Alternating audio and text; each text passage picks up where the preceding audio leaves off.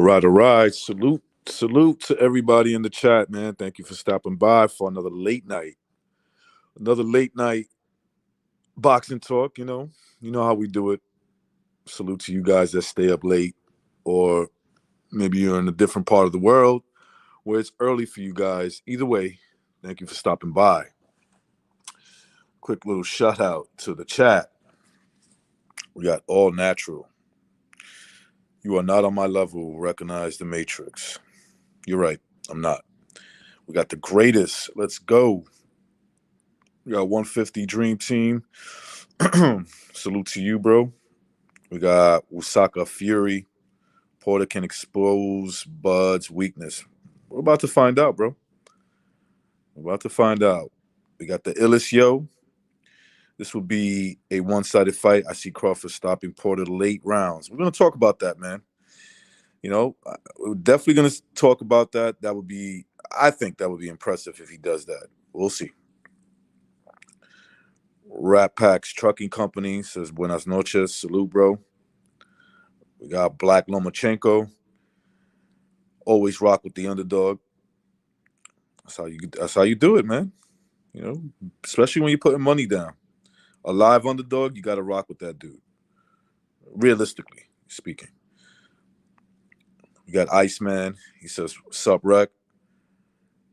Your boy Jack Wes. Salute to you. And we have Border Patrol Boxing. Salute, bro. All right, so I'm going to get into it just a little bit before I drop the link in the chat and say that I am kind of like all these fights, man. As the fight gets closer, you start anticipating the fight, and you see the potentials of it being a really good one. I thought Shawn Porter going into the Earl Spence fight, because of their style, I thought that that fight was going to be really good, and it turned out that way. I also heard a lot of Earl Spence fans were just writing Shawn Porter, basically off, that he was just going to knock him out, run right through him. And I'm starting to see that a lot with the Terrence Crawford fans. The fans that want him to make that statement win, where nobody could talk shit about, at least in their minds.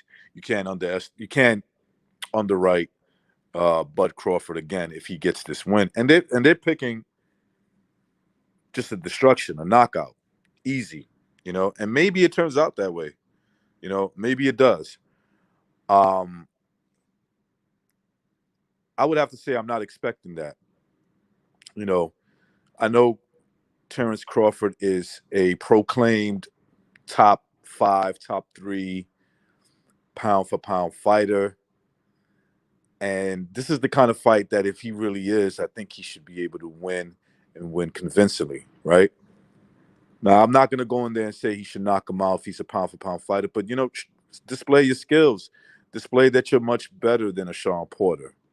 And throughout Porter's career, and he's fought pretty good fighters, especially, him being a PBC fighter, so he has access to some of the bigger names.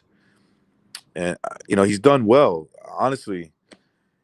In my opinion, in his 3 losses, I think he lost 1 convincingly. I'm not saying that Keith Thurman, who I thought he beat, Shawn Porter, Earl Spence, who I thought the fight could have gone either way. I think it could have gone to Shawn Porter.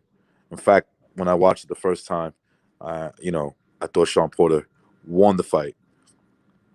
But none of these guys really got the best of him, and he's won some close ones, like the Ugas fight, a fight that was really close, could have went to Ugas. In other words, Shawn Porter's always been in these, when these big fights, these big litmus test fights for one guy to separate themselves from the other. He's always been basically right there. Even in the Kell Brook fight that I thought he lost, it was extremely close, but I remember going away thinking, yes, Kell Brook won that fight. Um, and so this is a great test for Terrence Crawford, who's basically lacked these kind of opponents, especially since going up to welterweight. Now, I'm not going to totally dismiss his welterweight run and say that he's just fought a bunch of bumps, but he fought like iffy guys. Think of Jeff Horn when he fought him. Jeff Horn's claim to fame was he beat an old Manny Pacquiao in a fight that most people thought he lost, right? And he spent like almost a week in the hospital after that fight, and then you got the Kavaluskas fight. I thought it was a decent test. And you could see that Crawford got touched up a little bit. Clearly won and dominated him. He proved to be on a higher level than Kavaluskas, right? Then he fought Kell Brook, right? Almost called him Skellbrook because he was basically a skeleton going into that fight. I think he lost way too much weight just to make the weight, and we saw how that ended. And people would say, "Well, you're nitpicking," but it is that's just the way the circumstances have turned out. And so here, at least I believe Shawn Porter is going to be totally healthy, um, totally ready. A guy who's clearly battle tested, has a ton of experience. Um, this is an opponent that I feel has a chance against him, right? And I think a lot of other boxing fans feel the same way too, unless you're just jocking on Bud Crawford and you just think that he could blow out anybody. You know, like I said earlier, it gives me the same type of feeling when the Earl Spence fans were just, totally dismissing that this fight could be the fight with him and Spence, Porter and Spence could be competitive, right? And so these are the things that I find intriguing about the fight. I do believe that Shawn Porter has an excellent chance to win. And when I say excellent chance, I mean that, look, I know people don't like to talk about this, they feel weird inside their stomachs or whatever it is, but, there's politics in boxing. And you should know that. Don't be stupid, right? He's going to have to do a lot more to win. That's just the way it goes. He's going to have to do a lot more. At least that's my opinion going in. Anything could happen. And we could be surprised by the scorecards in a competitive fight. But I think it's wise for Shawn Porter if he really is trying to come out of there with a W. If he can, he's going to have to do a lot more than Terrence Crawford. And that's my take on that, man. Anyway, I see I got quite a few people in the chat, so I'll drop a link. All right, 1 second. Here we go.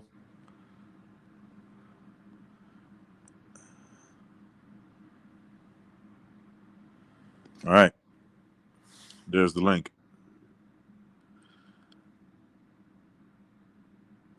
Hop on. We could talk about this fight. Let me know what you think. Does Shawn Porter have a chance? Does Terrence Crawford make his statement that he is pound for pound one of the best fighters out there? He's a top 3, top 5 pound for pound best. Well, let's see if he can. Let's see if he can do it. Let's see if he can totally shut down Shawn Porter. I think this is gonna be a fun fight. Let's just put it that way. It'll be very interesting. The odds are big in favor that Terrence Crawford wins this fight. A lot of times those are just numbers, but the bookies are pretty sure, and they're usually right. They're pretty sure they know who's going to win. And yeah, man, this will be an interesting fight if it's close. This will be a very impressive win for Terrence Crawford if he clearly wins this fight, if he blows out Shawn Porter, or just convincingly wins, man. I'm not one to be like, hey, this is how you got to win. This is how you got to win the fight. You got to knock him out within 7 rounds. You got to stop him within 5. A truly great pound for pound fighter could beat you many ways. He can beat you in a 12-round decision. He can beat you by stoppage late, stoppage early, you know.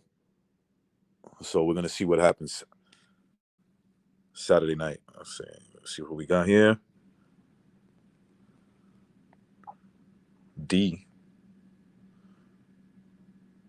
Yo. Yo, what's going on? Recognize. Can't hear you. What's going on, bro? You hear me? You sound really low. El Jefe? Yeah, bro, you hear me? Yeah. Now a lot better. What's going on, bro? Not much, man. Just anticipating this big event, this big fight. I think it's gonna be what 3 fights, 3 weekends in a row, bro, with solid fights. So Yep. I'm interested in this fight, man. Something. I don't know, bro. Like I feel the energy. I'm a big type of person of energy, bro. Like towards the event and the weigh-ins and the press conference, and something seems off on Terrence Crawford. Terrence Crawford looks, I don't know if he looks too comfortable or he looks like he's kind of downplaying Porter or he just thinks he's going to walk through Porter, but I feel like Porter got something for him, bro. Porter's going to make it a very dirty fight. He's going to use his head, he's going to use his elbow, and I don't think Crawford's going to expect that, bro.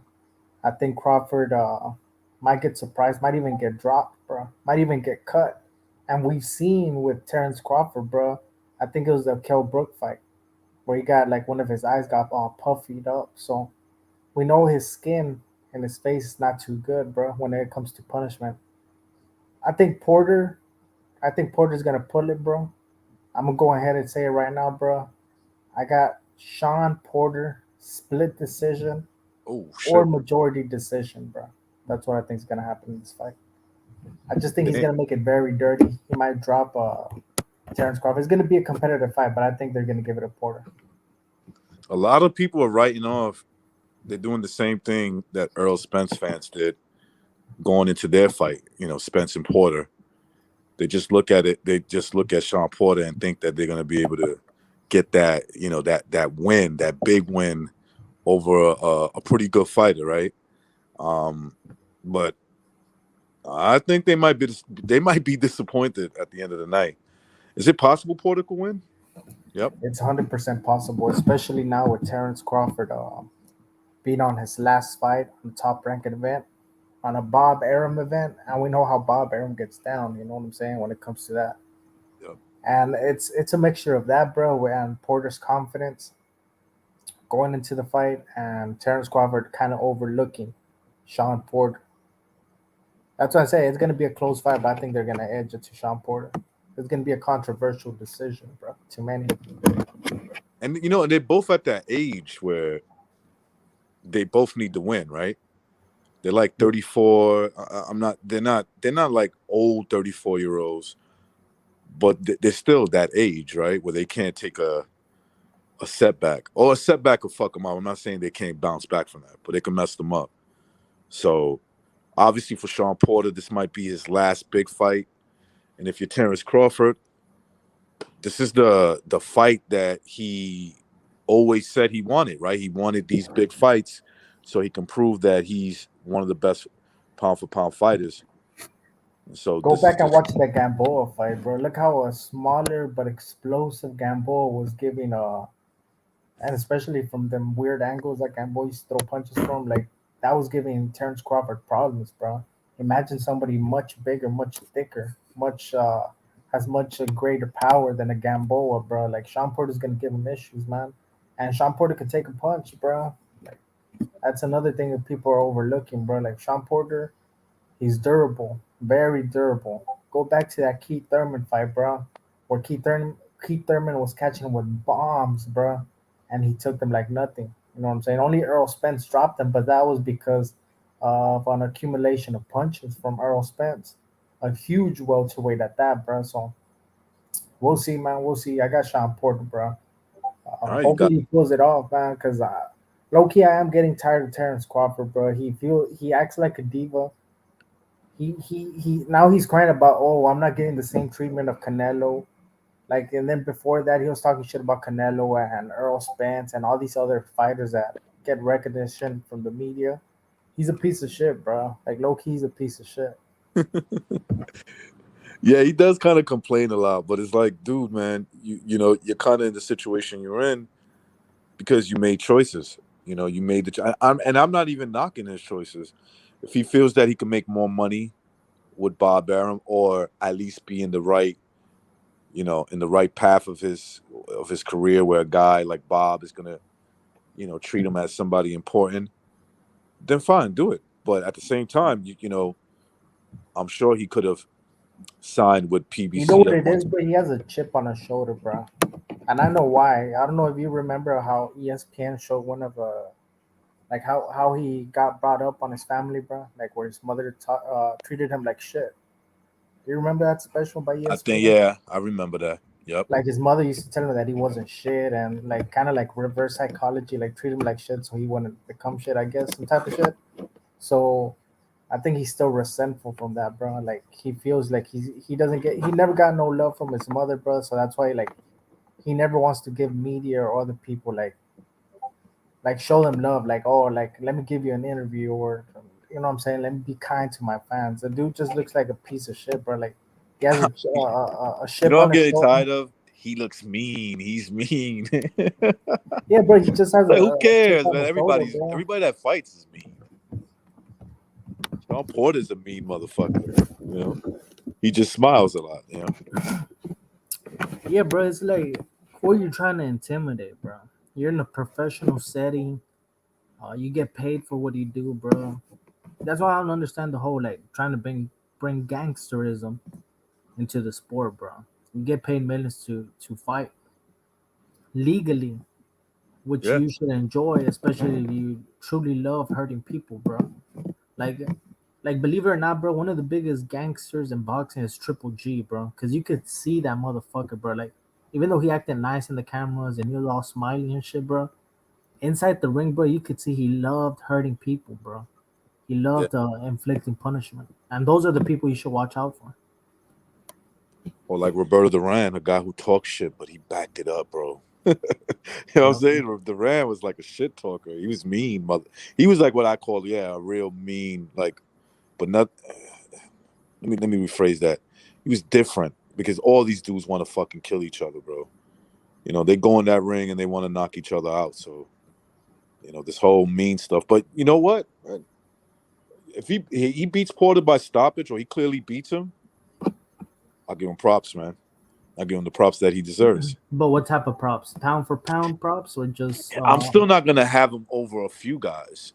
But you know, let's be honest. Shawn Porter has just been exposing fighters that are supposed to be pound for pound the best, like Earl Spence, right? It's not that Earl Spence got exposed. It's just the theory of him being the best, you know, out there at that time.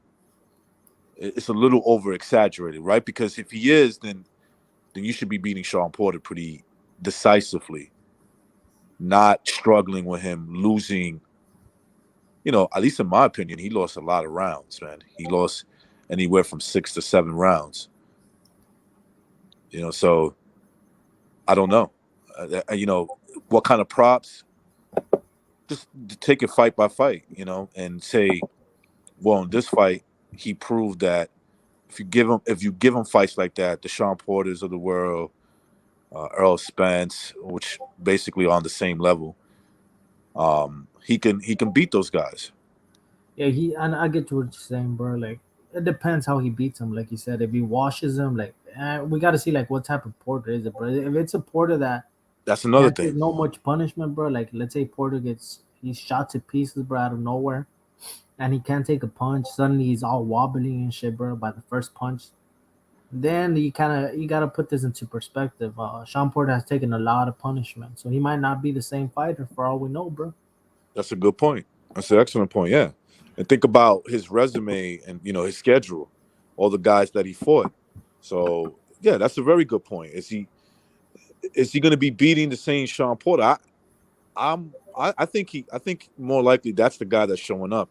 I've seen a lot of Porter interviews and he looks ready, but like you said, if he fucking just just he's done as soon as he gets hit with one good shot, then you can just look at it and say, well, Shawn Porter was probably at the ending of his career anyway. Facts, facts, bro. But if he does look great, bro, and he does beat a solid Porter, he'll be top five in my pound for pound, just not above Canelo, Usyk, and Inoue. I still have those three dudes ahead of Terrence Crawford. Whatever Terrence Crawford does, those dudes are still above him. Superior, bro. Superior fighters. This is Triple JJ's comment. JJJ, I have a feeling Porter's gonna lay down for his best friend. I don't know, bro. I don't know, but I know that for sure the politics have to favor, you know, Crawford because it's a fight that it's on ESPN. It's definitely there. But you got to ask yourself, man. Shawn Porter was like, he's probably the only guy on that PBC side. Sounds stupid saying that, but he's the only guy that would probably willing to say, "Fuck it, I don't need you guys to come with me for this fight. I'll make this fight happen as long as I get my money." I've always seen Shawn Porter as a professional. He's gonna give it his best. So I don't think it's gonna be nice to him because they're friends. He said he's gonna Sean knock him out. Porter, you could tell he has dignity, bro. You know what I'm saying? Exactly. Yeah. He looks like a stand-up dude. From what I've seen on the outside, bro, he looks like a stand-up dude. He doesn't look like somebody that's gonna get paid off or just be nice because Terrence Crawford's his buddy, bro. He's a professional, man. And he's gonna do what he does, man, and fight in the ring. That's what I think he's gonna do. Will he win? Is yet to be seen, bro. Thanks, bro. What's up, Viking? What's up, Recognize? How you doing, man? Chilling, bro. Chilling, man. What's up, D? How you doing, brother? What up, bro? Yeah. What do you think about the fight, man? I'm a huge Crawford fan. I just feel like he's just he's a bit like lazy in the matchmaking area. I mean, all the criticism that he receives is kind of fair because, like, Bob tried to like match him even in the COVID times, but he was like, I'm not willing to take a pay cut because like whatever, you guys don't take a pay cut, so why should I? So he just kind of like he was kind of like comfortable sitting there like waiting for the arena to open up, so he didn't even have a fight. So that aspect of like Crawford I don't like because he I think he recently complained that, oh well, I didn't get the fights like Canelo because he did great, but I didn't get the fights like Canelo. So I don't think that he goes that hard in terms of like matchmaking and like marketing and stuff like that. So all of that is his own fault. Yep. But I think he's like a terrific fighter. So I don't know. I think he might be a little bit too much for Crawford, but then Crawford is going to push him to the brink. So it's like Porter's pushed everybody to the brink, like you guys said, and he's exposed a lot of guys because they're not really as good as that. They think they Advertise. are. Yep. Yeah, because I think with Spence, I think it was like if it wasn't for the late knockout, I think it could have been draw or like it could have gone either way. You know what I mean?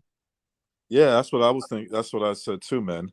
If you look at, I remember watching the fight the night of. I thought Shawn Porter won more rounds, but I understood that this fight was super close. I looked at it again, and I was like, man, there was a lot of swing rounds. So that the knockdown gives him the edge. But that's how close that fight was.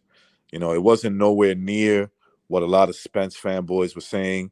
I'm not talking about Spence fans. I'm talking about the fanboys that just look at things like their guy's a god or something. It's no way possible a guy like Shawn Porter could give him a good fight. And so he got exposed in that sense for me. I definitely think that he got exposed because it's like Shawn Porter was hitting him with everything. He was landing like hooks. He was landing uppercuts. He was like landing straight hands. Like it was just like, and he was not backing down one bit. And he was taking a lot of hard shots. And he was just coming forward. And I don't think like Spence really like nullified all of that. Like Porter was doing that until the last bell. Even after the knockdown, he just like kind of banged his gloves together. And he was like, "Let's go," you know. What's up, So, Rebby? What's going on, man? what's up? What's So we going on, talking bro? Spence. I mean Porter and Crawford. Porter and Crawford, bro. I disagree with the notion that Spence got exposed in that fight. I thought some people would say that Porter forced him to fight that type of fight, but he said it himself. He was going to fight that type of fight against Shawn. He wanted to prove that he could outdog him. I agree with you in the sense that when somebody says exposed, a lot of Hmm. time they misuse that. I'm using it as Yeah. fanboys, not just fans that look at fighters realistically, right? They look at it as, this Hmm. guy could give him a good fight, right? But the Yeah. ones that just said no match, Porter's no match, he's gonna knock him out. I'm Yeah. starting to see that a lot with the Terrence Crawford fans too. Like Yeah. this is gonna be a breeze. You know what I'm saying? It's gonna be a nice little breezy fight Is for excuse me for Crawford. And I'm I mean, saying yeah. don't bet on that too easily, bro. Yeah, Yeah. Because But I mean, it very well Shawn could Porter be gives because guys good fights. yeah, but But it very well could be because one thing that's underrated about Crawford, that motherfucker can hit. He knocked out the oh yeah, last 7 people. he He's got does more have a power good. than Spence. Yeah. yeah. I almost like think like he has like kind of like a. I mean, he's not as accurate and like as calculated as Durant because Durant just knew just like the right moment to hit a power shot and he didn't miss when he like hit him. Like you know what I mean? When he extended, like he usually like was like that Barkley fight, Yeah. but I think I mean Crawford is just kind of like a more educated street fighter. Like he doesn't like he doesn't care for like the punches being fundamentally right. Like he'll hit crooked like overhands. He'll hit like Yeah, even with the Benavides, like that uppercut was like a slanted uppercut. Like even with the Brook knockout, like he was just hitting him with everything, like almost like open hand, full extended slaps. But like he has so much power and torque. I just think that like Yeah. he like Porter is like the way he comes at you is like he almost like doesn't think about his combos in the sense that like you know what I mean. He's gonna throw all the crisp combos, but like he'll throw it without like caring what's coming back. And I think with Crawford, that's a little bit different because it's like he'll just need like a millisecond to kind of adjust and like kind of like put that punches in a little bit different way where it Yeah. just kind of lands right on the chin. And I think with Porter coming forward like that, and then Crawford being able to like time and like modify his punches to where it just like it hits him with just enough power, but it doesn't really look as crispy. I think he's just like more an educated street fighter in that way. So it's like the way he jumps on guys when they're hurt is different. But one thing that I'm just kind of like worried for Crawford is like when guys like Kavaeskis and all these guys push him to the brink, even like Gambo was pushing, he'll take those shots like flush in the face because he'll be trying to land his own. And a Yeah. lot yeah. of these plays, a lot of the previous times when he did that, those guys usually got depleted and he was like usually the hard person. But like Porter's fucking chin is so fucking godly. I don't think he's gonna tire out. So Crawford's gonna have to like put way, way, way, way, way more mustard on the shot to like get. The way he fights, the way Shawn Porter fights, I'm gonna compare his chin pound for pound to Triple G because Really? he's looking for you to hit him. It's like, in other words, he's not saying hit me. He's like constantly coming in. You can see him even. He'll leave himself wide open so he Yeah. can land a big shot on you because Yeah, he has so much confidence. He just wants to be in your chest Do the you whole guys fucking fight. you guys think he can actually hurt Crawford? I don't know about that. Um, if Crawford gets tired, maybe, but I don't think like a straight punch. You get what I'm saying? Like just a fucking straight punch. I mean, Yeah. look, I don't know. I'm not gonna say definitely nah, no way. I could see him maybe if that was to happen, maybe Yeah. him tiring Crawford out. You get what I'm saying? Like not straight up with just Yeah, one particular punch. yeah. But I Crawford, think, yeah, yeah. Go ahead.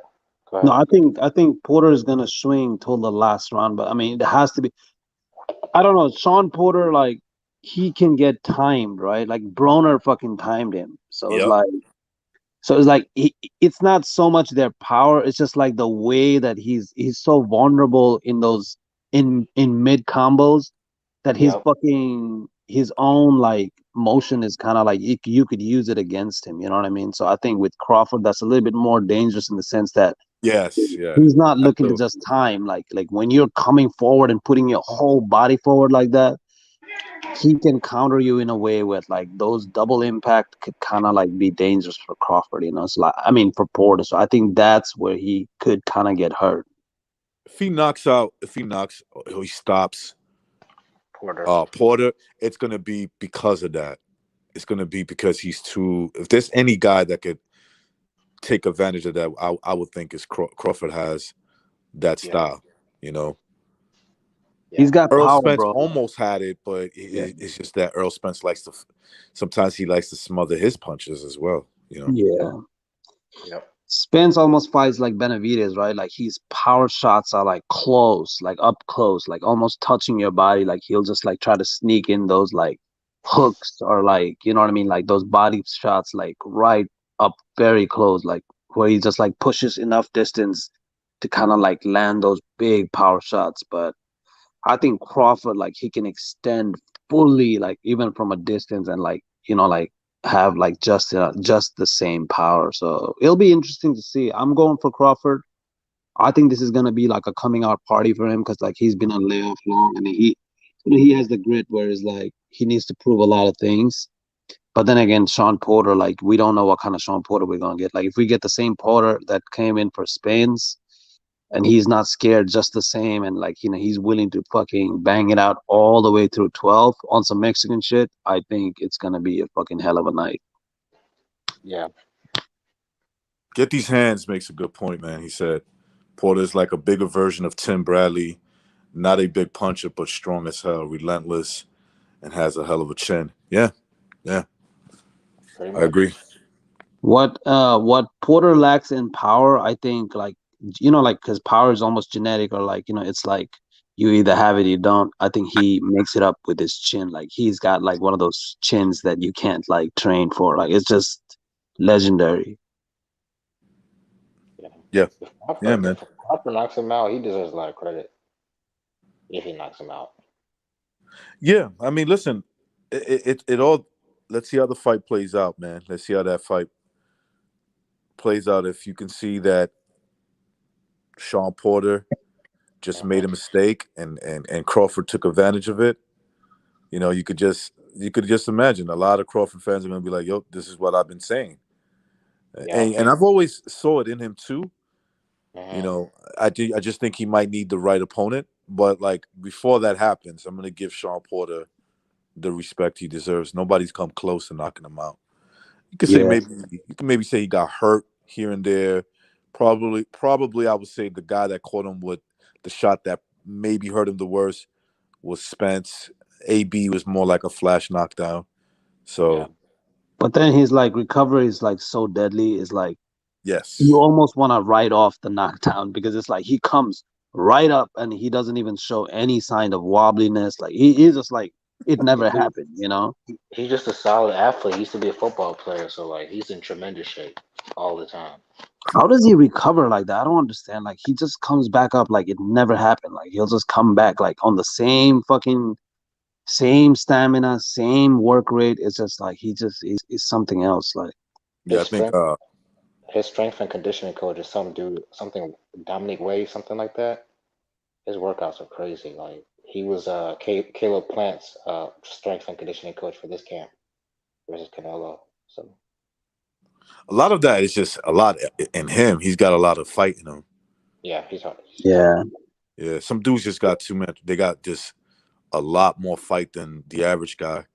That was a great fight. I don't think it deserves more credit. That really was a great fight when you think about it. Which Spence one? and Spence and Porter. Oh hell yeah! I knew going in that was going to be a Bro, great fight. Yeah. bro. halfway through, I was like, "Yo, bro, Porter is gonna fucking pull it off." I was like, Yeah, me too. I was like, "This is it. I was Like, like, yo, this is Porter's like about to fucking Porter is beat like this dude. going for it." Right. You think Porter's a Hall of Famer or no? I don't know, man. Yeah, Boxing, they let everybody in now. I think he's probably a Hall of Famer. he's a two-time welterweight champion. Shit, if he Look, gets if this, you're gonna yeah, have to relook how you look at things, right? Because if Ugas, he I don't beat want to, I Ugas. don't want to go through it, but if you look at a lot of guys that are on the Hall of Fame, there are some guys that I'm like, yeah, Shawn Porter was better than him. Sorry to Yeah. say. So he probably doesn't get into that, one of the best, but Mm. he's in that very good status. He's a very good fighter. He Yeah, beat he's Danny Garcia. He beat AB. I know people clown AB, but he is talented. Uh, he beat Yep, he beat Ugas. in a good Ugas. fight. Yep. Yeah. Some people thought he beat Spence. So shit. He won Well, at least on one judge's scorecards officially. Some people like to go by the whole official stuff. So if you're gonna right. go by that, at least one judge thought Shawn Porter won the fight. Yep. yeah. Not only that, I just feel like I don't know. It's just like he gave all the top welterweights of this generation like Trouble. they're fucking like he gave them hell. So it was just like kind of like that has to count for something. You know what I mean? It's not like they fucking walked through him or like just like kind of fucking depleted him or like kind of completely like fucking took him out of his game. Like he was coming back and he fought Porter's fight. Porter fights like Porter every fucking time with all of these guys, and they Yeah, couldn't really do much about it. So it's like, Yep. but it's a good fight, man. It's definitely Step a up. good fight. Yeah, it's a good fight on paper. Step up for Porter, who believes himself. Excuse me, Crawford, who believes himself to be, the best or one of the best pound for pound fighters. Show us. Dude, this is the guy that you can't get Spence, you can't Right. get Thurman, who's basically fucking retired. You know what I'm saying? He's not really an active fighter. So you do the next best thing. You take Porter, and shout out to Porter for like, yo, as long as I get paid right, yeah, I Yeah. have no problem going over there. He yeah, said he said this fight is going to prove why a lot of fights haven't been made. He's saying that this fight's going to prove why people been ducking him. All right, show us. Yeah, absolutely, man. hey man, if he stops fucking Sean Porter like early or like stops him in like a devastating fashion where like Sean Porter is like not even looking, at him or like looking down ways, like it's Spence is gonna be fucking running, bro. Like I'm not like I'd have to believe like Bud Crawford on that one. It's like no, he's scary, like that kind of stuff. Because he's been able to do like, bro. Brook looked like he was boiling in hot water and he wanted to jump out the ring, like the way that Crawford beat him. And then it's like even Kavieski like he was just coming at like Crawford like every kind of way, and then like this was the Yeah, Kavieski like like, and he fucking beat him fist for fist, like blood for blood. Like he just kind of like completely took everything that he had out. Like when see, that's why. Kavieski, Right. yeah, go ahead. That's why I like Crawford because he could have just played it safe and just outboxed him for the rest of the fight. He said, "Nah, fuck that. Yeah, Uh, let's yeah, just throw it down. Best man wins. Let's throw it down. Let's go." yeah. That's what I like about him too. Like it's like, okay, so you got me, I got dropped or whatever the fuck, but like I'm not Yeah. boxing. I'm not trying to win this round on points. I'm gonna fucking punch till you don't get up anymore. And that's like I, what I like about Crawford. yeah, Andre Ward and what's his name? Timothy Bradley were like, "What are you doing? Like you should be boxing from the outside. You should be jabbing." Like, you know, basically. And he said, "You know what? Crawford's gonna do what he's gonna do." Yeah. What's up, OG Boogie? What's going on, bro? What's up and recognize what's up, everybody? What's What's up? up, How OG you Boogie? doing? We're talking about this fight coming Saturday night. Well, what are you thinking? Who do you like? I think Porter's gonna be dangerous for the first 4 rounds. Crawford's gonna figure him out. Fifth, sixth round, then he's gonna go in on him around the eighth round and get him out of there around I say ninth round, maybe. Okay, so you like this? You like the stoppage? Yeah, Tell you, man, that would be impressive if you can do that for yeah. sure. Especially if he's, because uh, Porter depends on which Porter shows up in the fight. You know what I mean? Um, if he tightened up, if he practiced on tightening up his combinations and not wing them, like he normally do, he jumps in and then wings some shots, Yep. and he can Crawford can switch on him and catch him coming in. You know what I Isn't that mean? yeah? With an uppercut or either southpaw uppercut, or he could catch him with a 1-2-3 or 1-2 and then a shooter uppercut, like 1-2 and then shoot a right uppercut with after he threw the right, throw that right uppercut with it. It's but Shawn Porter never been knocked out, I don't think, right? No, No. no, And not even close. well, he was close in the what's his name? He was even wobbly like in that Yeah, Spence he was knockdown. rocked. He was rocked in the 10th round of Errol Spence, but 11th he round, yeah. already had he Well, had yeah, his head down and all that shit. He didn't see the shot, but he Yeah, but recovered he so still, well, man. He yeah, yeah, fucking he recovers good. he It's Yeah, just just, his neck I, almost cracked. Like it was a hard shot. Like yeah, his whole head moved to the side. it was basically, it wasn't that Errol Spence threw anything out of the ordinary. It's just that he ran into that shit. yeah. You know what I'm saying? Yeah. yep. He ran into it head first and head down. Yeah, he ain't I see really that think shit. Spence hits anybody with that shot at welterweight. They're going down. Like they're gonna Yeah. go down. I'm not saying knocked out, but Yeah, they'll be in a well, bad they'll be in a bad situation for sure. it depends on the person. You know what I mean? It all depends on the person. If you know You you got a know, weak chin, yeah. BDA is gonna do a film study of like Mhm. how one of these guys can win. I'm really interested in that because there is something that I would like to discuss it on over there because they're gonna do video, so it's hard to explain. There are certain things that Porter can do Yeah. that he could do. He's done in fights. Like he Yeah. does these fast fucking. Whoa, what was that? Holy shit. That was like motherfucker. it sound like Um, It sound like you in New York somewhere. No, it ain't me. That wasn't me. That wasn't I'm me either. I'm playing Call of Duty. Oh, okay. Oh. I was like, somebody's about to be. I I was thought like, I was duck, like bro. somebody's yelling at. Somebody said, "Motherfucker." Yeah, Yeah, somebody go get got. yeah. I was like, duck, bro, duck. Like, get Yeah, I out was of gonna say, "Yo, the Doug." Yeah, speaking Russian. Sean Porter knows how to use these jabs and fucking weird angles, man, and he could do it fast. It's like to just get in your chest at the same time, right? So I have a feeling BDA is going to show it, and I think I'll be able to explain it more. the Of way I course, think it's all that game Porter planning, man.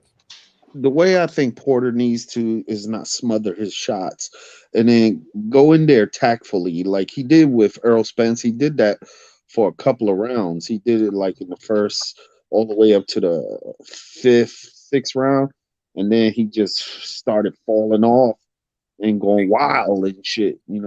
Yeah, that's the thing. I think is like kind of like exactly what I wanted to say, which is like when Porter comes like forward, like he'll do that like feint, like that heavy feint that he does like with his leg, and then but then like the next thing he throws is like a combination. So he'll when he jumps forward, he's throwing those combinations. So it's like I don't know if you can do that with Crawford all the time because it's like if you're coming forward and you're throwing a combination all the time, like Crawford's gonna find something in the middle. Like you can't be doing that all the time. You got to pick your shots. Like sometimes you could throw only one, but if you're trying to throw a combination every time and you have your whole body forward and you put everything into it, it's Yeah, just gonna be tough because like how look at Benavidez. Like Benavidez was not Jose Benavidez was like not giving a shit. He was just like throwing and like trying to trade, but like you get caught in the middle of that shit. So it's like it's not so much Crawford's power, it's just like he catches you in between when your body is all the way leaned forward for that See, punch. So, I want to see if Porter can put a barrage of combinations together. And what I mean, not it don't have to be a consistent barrage. It's just like a 1-2, or then jump back and then try to time uh what's his name, Crawford, because he did get caught by Postal. He did get caught by, and Postal is European style, so his is jab cross, jab cross. So if Porter, and I see Porter have the ability to do that, but is he going to stay focused and continue that? You know what I mean? So if a good strategy for him, because if he could maintain that, like a 1-2, or 1-1-2, or like feint a 1 and go 2, and then come to the body with a hook 3, um and just keep Crawford, like, oh shit, aware. You know what I mean? And because if Crawford, he did get caught by, even though that was back in the day, he did get caught by Gamboa. Yep. When he got rocked by Gamboa, he got oh rocked yeah, by, and now since he's older, I see that he's sits down after he gets rocked, or you piss him off. That's when the dog comes in him. You know what I mean? But you got to watch out for Crawford's when he throws the 1-2. Sometimes he'll pivot turn and then throw in the right, but it looks like, oh, he hit him, but the ref could be behind him or to the side of him, and he pulls him down. You know what I mean? And then they could call a knockdown because they did it to, I think, 2 of his fights. Yep. Yeah. Yeah. yeah, It's going to be a good fight while it lasts. I yeah. wonder who's in the undercards. That's what I want to know. Who they got for the undercard? I Uh, haven't even checked that out. Because is that true that this is going to be Crawford's last fight under top rank Well, banner? I'm not saying it's gonna be, but like this is his last fight on the contract. Yeah. Isn't So isn't it like a lawsuit or something that he filed? I don't know. Something was going on. Yeah, I didn't get to read any political side of it or anything like that. Yeah, No, I mean, I don't know. Like, it's like if Crawford beats Porter like in a devastating fashion, like where he gets several knockdowns and where like fucking Porter's getting hit left and right, and then he have to like the corner's kind of asking him like if he still wants to continue, then it's over with, bro. Like I don't know if fucking Spence can handle that kind of shit. Like if he's really like for real like that, then it's like the road to unification is pretty clear. Because Ugas, I don't know if Ugas can kind of upset Crawford like that level of Crawford, and then Spence is like, come on, he's got like a fucking car crash, which let's say didn't do anything. Then this like torn retina, which is like very vulnerable against somebody like Terrence Crawford. So I don't know. He might unify. I don't know. This is one thing that a lot of people don't feel or don't say. They just, like with Ugas and Pacquiao when he would fight, they set Pacquiao up for that failure because Earl Spence already knew Pacquiao would have been hell for him. You saw how he left Ugas's face. You know what I'm saying? So even though he's a diminished fighter, they played him on that one. They played Bro, him on he that. still bro. fights hard enough that he would have been dangerous for a Yeah, guy who had an issue with his eye. Yeah, exactly. Yeah. I disagree. I even like a diminished Spence. I still think he gives that version of Pacquiao more trouble than even Ugas did. Because No, listen. What you uh-huh. what you're saying could be right, but I'm thinking Mhm. what they thought was that's Yeah, not a good idea. We're not going to chance that. You know what I'm saying? yeah. So Yeah. what we're gonna do is we're gonna step you out. We're gonna tell you to step down. And he probably, they probably convinced him, like, look, this wouldn't be wise. Remember, these guys are fighters. They don't give a fuck. Yeah. Just as long as they're getting paid money, and Right. they feel like they have the confidence to win. But Yeah. after they told him that he had an eye issue, it was probably wise for him, because I do agree. The chances are that if he starts getting hit up like Mhm. that and he can't see, he probably ends up Retired. injuring the eye worse. Yeah, Oh yeah. win or lose. Win or Not lose. worth it. Oh, And so yeah. Ugas stepped in, and Ugas is one of those guys. He's got nothing to lose. So That shit was just all suspicious, and I think they've so too. been they've been trying to get Pacquiao out of there because they like, fuck, this motherfucker is a threat every fucking time God damn, let's get this motherfucker out of here. So they Because he can actually copy loves that shit. boxing. Yeah, because he actually loves boxing. There's fighters out there that love it. Not to say Yeah. that Earl Yeah. Spence. No, I don't think Earl Spence These guys is. have experience, though. I'm talking about the promoters. Yeah. That's I don't Yeah. think. Yeah. But unifying 147 would be very impressive. Like that to me, you should be. You Yeah. should be awarded pound for pound. Because if Like he's that. undisputed twice, I mean, that's like, come on. Yeah. Who else is undisputed twice? That's The only one that's close is Usyk right now. Yeah. true. Two different weight classes too. yeah. Yeah. That's gonna be The 147. last one, the last piece of the belt is going to be extremely difficult, though. But Yeah, Tyson Fury got it. Don't know how that shit gonna go. And then fucking Dillian White is the mandatory. mandatory for that shit. So He says Dylan, he's going to give Dillian the shot that Wilder never gave him. So let's see. yeah. That's crazy. what do you 147. think? Oh, uh, so I was gonna say 147, like 1 through 12, like all those fighters. None of those guys are an easy fight. You can literally go through all of them. Staniosis, Virgil Ortiz, Ennis, Oh like yeah. Butiev, that Russian dude, Yep. Butayev. Jamal, Yep. Oh Jamal shit, that Chan, motherfucker can hit too, bro. yeah, the Russian, fucking Shawn Porter. Like that's a loaded ass division. Yeah.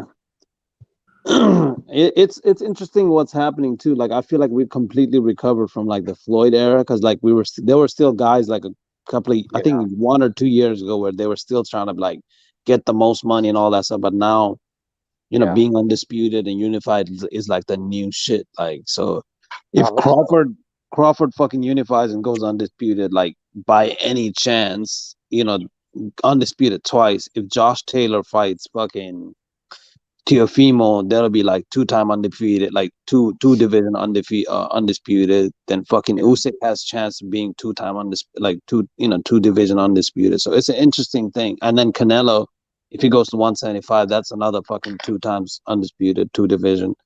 So To that'll tell you be the truth, to what tell if you Josh the truth Taylor? though, Go fucking ahead. if Tio fights Taylor, I think Taylor gonna fuck his ass up.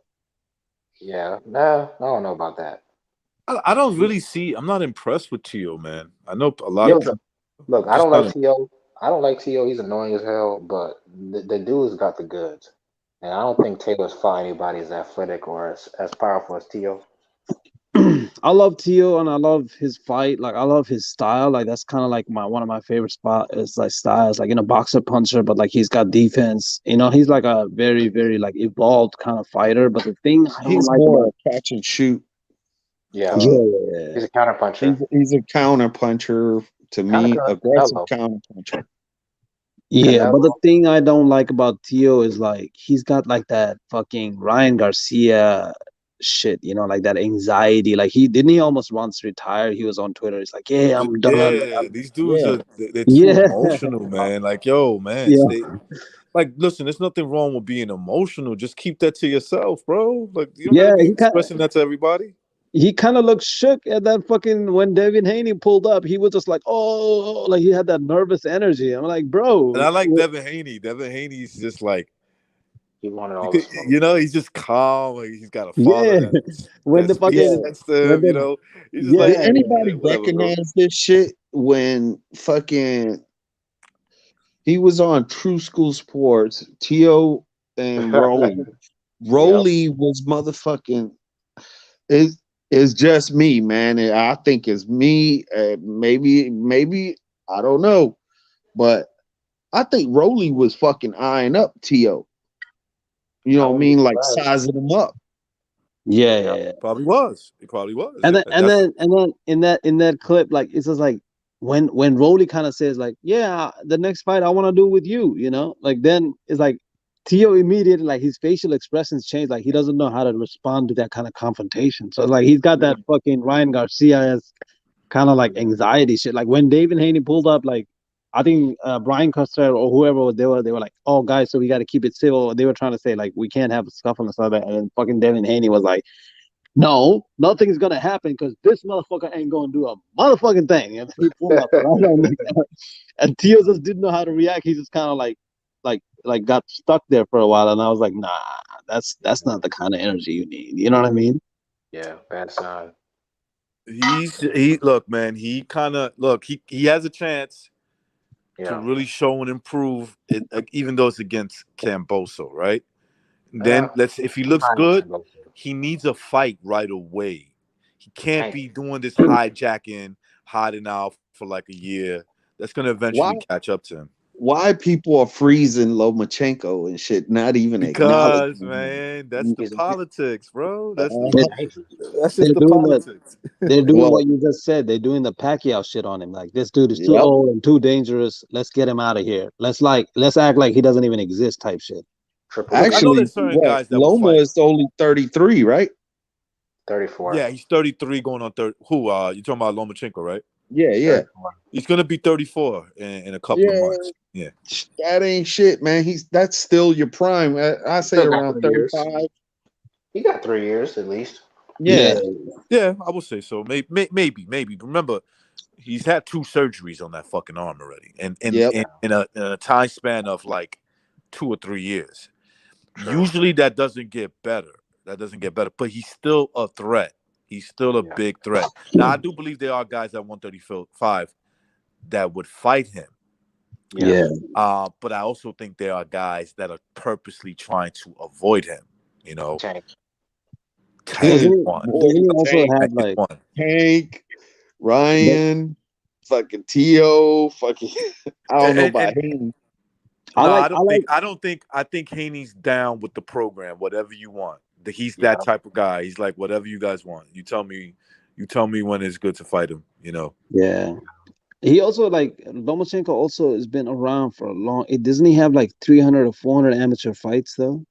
Yeah. Yeah. 390 something fights. He only Dang, lost So one. basically, let's round it off to 400, right? The guy had fucking 400 amateur fights. damn. You Yeah. know what I'm saying? That's insane. That That's a lot of UCF use guy of is that arm, too. man. That's a lot of And he use only of lost arm. like 1 or 2 fights. That's it. No, Ridiculous. one. He only lost one. He And he lost more than Yeah, that. he did. I know no, what they. no, he I lost know what. one. No, no, And no, I get what you say, but I know what the amateurs do. And he You avenged it know, too. yeah, they do this shit like they don't count. Anyway, I'm gonna stay away from that. The amateurs know how to fucking over yeah, exaggerate your career. Let's just put it that way. I didn't know I don't that. know about that, but his career, His fight he at an don't auditorium that he dude, he was probably fucking lost, and they're motherfuckers like, up, "Yeah, it man. wasn't a real fight. I saw It wasn't a real fight." Hey, most of his fights when he was in Olympics and shit like that. That motherfucker ain't no joke because sometimes in the Olympics you got to fight three three times. yep. Yes, Yeah. yes, absolutely. No, listen, the dude is a bad, like 100%, probably that I'm aware of, the best amateur fighter that ever did it, and that's saying something. That Yeah. is saying something, you know, because that obviously means you're good enough to be a really good boxer, which is turning out to be that way, you know. He's Triple getting G in there, is The dog. one, He's a Triple Hall the of G is one Famer very right fight, now. similar, right? yo, the one fight that I wish he did had like he wasn't so fucking be nice and clean and shit. Was that Salido fight, man? I was like, man, hit that motherfucker in the nuts, man. Shit, that motherfucker hit you in the nuts. Yeah, I For think he real. learned a lot from that fight. I think and if you look, he was adapting as the fight went along. Yeah, Yeah. he But was fucking him up. he was sticking to the keeping it clean type of shit. Yeah. And Salido was like, fuck this. I'm gonna use they said that he came in at around like I don't know if it's true. so all right, Yeah. so the fight was at 126. We weighed at the scale at 129, and he came in at 145. Oh no. Jesus. Yeah. No. That's like Lomachenko is too small for that. Like You he's want got to know what I think? You know what I think? He did it on I purpose. think that Bob Arum was like, Salido, teach this motherfucker a lesson. He wants to win a title in his second fight. No. We got to show I him. could believe that. I could believe Yeah. that. I think Arab likes Lomo. From No, he likes Loma, of course, but I gotta like you under my wing. You do what I tell you, not the other way Yeah, around. yeah. Like I could like you, but Yeah. if I'm a ruthless dude, I might get somebody in there to hurt you. Not take you out completely, just to hurt you and show you like, hey, look, man, let's do yeah. things my way. I know what I'm doing. Who's that Ukrainian dude that fought Better BS? Volstick? Gostic, yeah. Yeah. He says he watches Loma spar all the time. He said he destroyed everybody in sparring except for one guy, Shakur Stevenson. Uh-huh. He was saying that Shakur Stevenson was giving him a little bit of trouble in terms of like making him miss and things like that. I Right. think Yeah. Loma was still had the upper hand, but Shakur was the only one that was like respectable in there. So that Yeah. tells me I Shakur is the think real deal. Even Lomachenko said the same thing. Yeah, bro. I'm not gonna lie. I saw that recently. I saw the sparring between Shakur Stevenson and Haney. Did you guys see that? I've Nah. seen it. I saw the No. one Oh, with Blair Cobbs. Yeah, they're oh super shit, young. Salute, bro. Gerson. Yo, Shakur's good. fucking Shakur Stevenson, when he gets comfortable, bro, he is fucking smooth, bro. I was like looking at that fucking sparring. I was like, holy shit! It looked like that last fight that he had, like when he's not like hiding behind his shell and like too worried. Bro, Yeah. he's smooth, bro. Like that dude could really fight. Yeah. Yeah, these kids are He's talented. They know how to fight. They stood out in their gyms wherever they came from. You know. I Yeah, think he just Shakur has more strength in his delivery of his right hand than fucking Haney. Yeah. Haney reminds me of Floyd Mayweather, crack baby hands. Could be, man. It could be that. yeah. But I'm not gonna disagree with that. Yeah. He does seem like that a little bit. Like he does seem a little bit worried to like kind of put any kind of mustard. Yeah, he seems because I worried. know Yeah. He I seems saw worried, him man. crack some people, but it was like they just walked right through him. Like, what the fuck? That was like a fucking Golovkin shit that he looks at you. Come on, hit me more. Yeah. Like, Haney is like got a few asterisks like that though, right? Like, cause last time when fucking what's that guy's name? What's the dude's name? That fucking dude. Bernard's No, the Spanish dude. The Linares? Argentine. Yeah, Linares, bro. Like when Linares fucking rocked him, he fucking held on to Linares for 3 rounds. I'm like, bro, you need 3 rounds to recover. Like the referee, Yo, the whole That's thing is true. though, in that fight, I was like, why the fuck Linares? Why did he not fucking finish his ass? He could have finished him, He bro. could have, He- but the thing yeah, is, Haney kept on clinching when it was yeah, like yeah. constant. No, dude, I would have set him up to clinch me to motherfucking because Linares still had fast hands. He could have set him up With an soon as he go uppercut. to grab, fake a shot, and just let him open up and just pow, crack his ass. That was impressive. Even though Linares is kind of, maybe past his better days for sure. Yeah. But the way he was outboxing him for like 9 rounds, god damn, that was pretty impressive. Because Linares could You box, bro. But Wow. you gotta understand, you know where Linares lives at, right? Where Japan. China, right? Japan. Yeah, he lives in Japan, so he fights with the Japanese fighters. Japanese fighters, they don't fuck around over there, bro. Yeah. I They keep fought I coming like fought Terminator. I fought two guys over there. You know, we were sparring, but Yeah. they was like taking that shit serious, and I was like, okay, you know, I had to We're here to show them a work. little something, something. So we're here to work. Same playtime. Yeah, I was Yeah. 35 at the time when that was The yeah. technique of the Japanese fighters is something to appreciate, like Inoue, Ioka, Tanaka. Yeah. I haven't seen much from Murata, but I wouldn't be surprised if he's good. And they Murata have got some guards. nice body Overhand. shots. Murata has a good overhand right. Yeah, he got an Very overhand right and a good body shot, left hook yeah. body shot. Left hook body shot. Yeah, I, I'm excited for that fight because I want to see what Triple G's been up to. Like, if he still has it, because there's a lot of questions Triple G has right now that that's he why I needs to say, look, answer. man, I don't blame it. I'm taking Triple G. He fought over a year. It's going to be a year to the date that he his last fight, and I say that he looked good. Never mind the opponent. Just talking about that, his reflexes look good. Exactly. He still looks like he can do that. So I'm kind of interested in seeing, Dude, with the people layoff, think can just he do the same because thing? Can he do the same thing against Murata? Murata is a guy who's also going into this fight on a 2-year layoff as well. So he's actually got a 2 years. longer, he's got a see longer layoff. people think just because he's the age he is, he's not a war torn 30 whatever he is. You know what I'm saying? He's not like a shot that been warring it out all the time. You know, he had breaks now. Now when he was the Triple G that had the 3 belts, he was fucking fighting 4 times a year. Then he slowed down. He didn't, you Uh, know, he, he, I he don't know. stopped doing those fights. A lot of But the time thing isn't about defeated. Triple G is that I feel like that layoff that at least the first one was great for recovery from the Dre and Chingo fight because that was a Yeah, war, and he got Yeah. hit a yeah. lot in the back to the headshots, and that takes an effect. And he probably looked back and said, "What can I do better?" Like, I know he trained C level for his physical training, which I thought was probably the best thing that he could do. I don't know if he's doing it again. He probably is, but he's just not posting about it.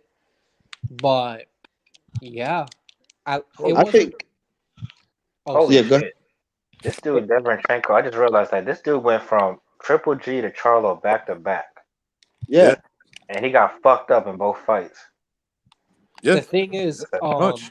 Yeah. this a tough son of a bitch. what was it? And I honestly do believe Triple G did have the flu simply because of the way he walked into the fight. He did not look like himself when he was walking into the fight for the Derevyanchenko fight, and it was very obvious with the way how yeah. his body was responding. Like he just looked fatigued and sick. Like, Yeah, and then you look yeah. at Because he did show up in they said he had a fever in a one flu. fight that who? I heard it was a flu. Yeah, Yeah, he had the flu or some shit that and they had to give him fucking water and shit so he can stay hydrated.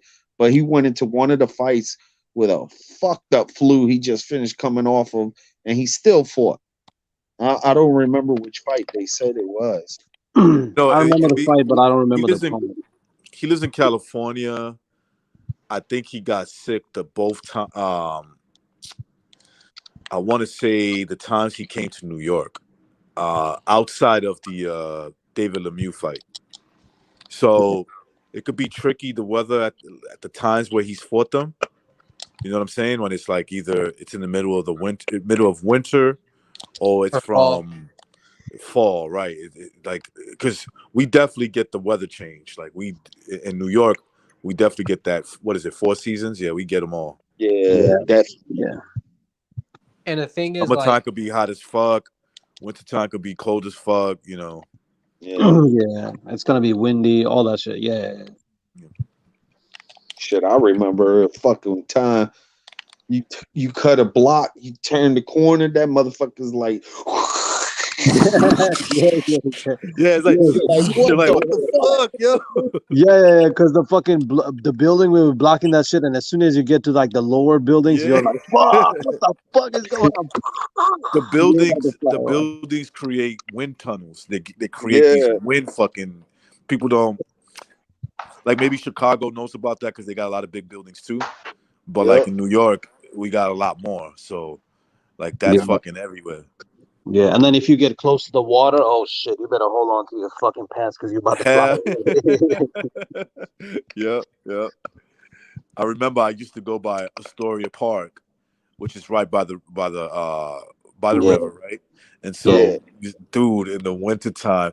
So think about it. Like I said, I didn't live in New York full time until like when I was 16. I always used to go visit, right? I would always yeah. go visit, chill, then leave, when school's about to start, and go back to either Florida or Puerto Rico. I remember my first winter I spent La there. isla. La Isla, yep. I remember the first winter I spent there. Holy shit, I was unprepared, boy. yeah, bro. That shit It's was different, brutal, bro. boy. It's different. It cuts right to your fucking chest. It's Yes, like, holy man. It shit, was bro. like, yo, I need now I know why they Bro, wear the cool coats and the shit like that. I Yeah, still remember the motherfucking 75 blizzard, son. yeah, Yo, my school was across the street. I was living in Cozine Avenue near pink houses and shit.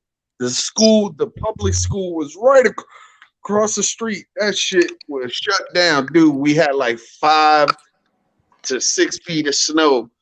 Man, we made tunnels through that whole fucking shit, man. I yeah. remember that shit. I remember that, man. I remember I think it might have been in the 90s, mid 90s, like 95, 96, something like that.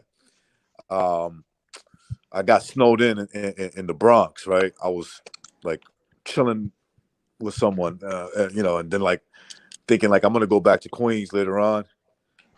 Nah, I wasn't going back to Queens.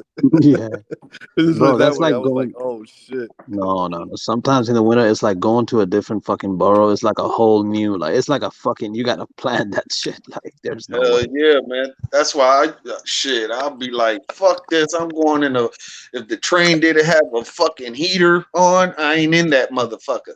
Yeah. Yeah. For real. I like to. I don't know. Tio is not really from Brooklyn though. Isn't he like a Florida boy?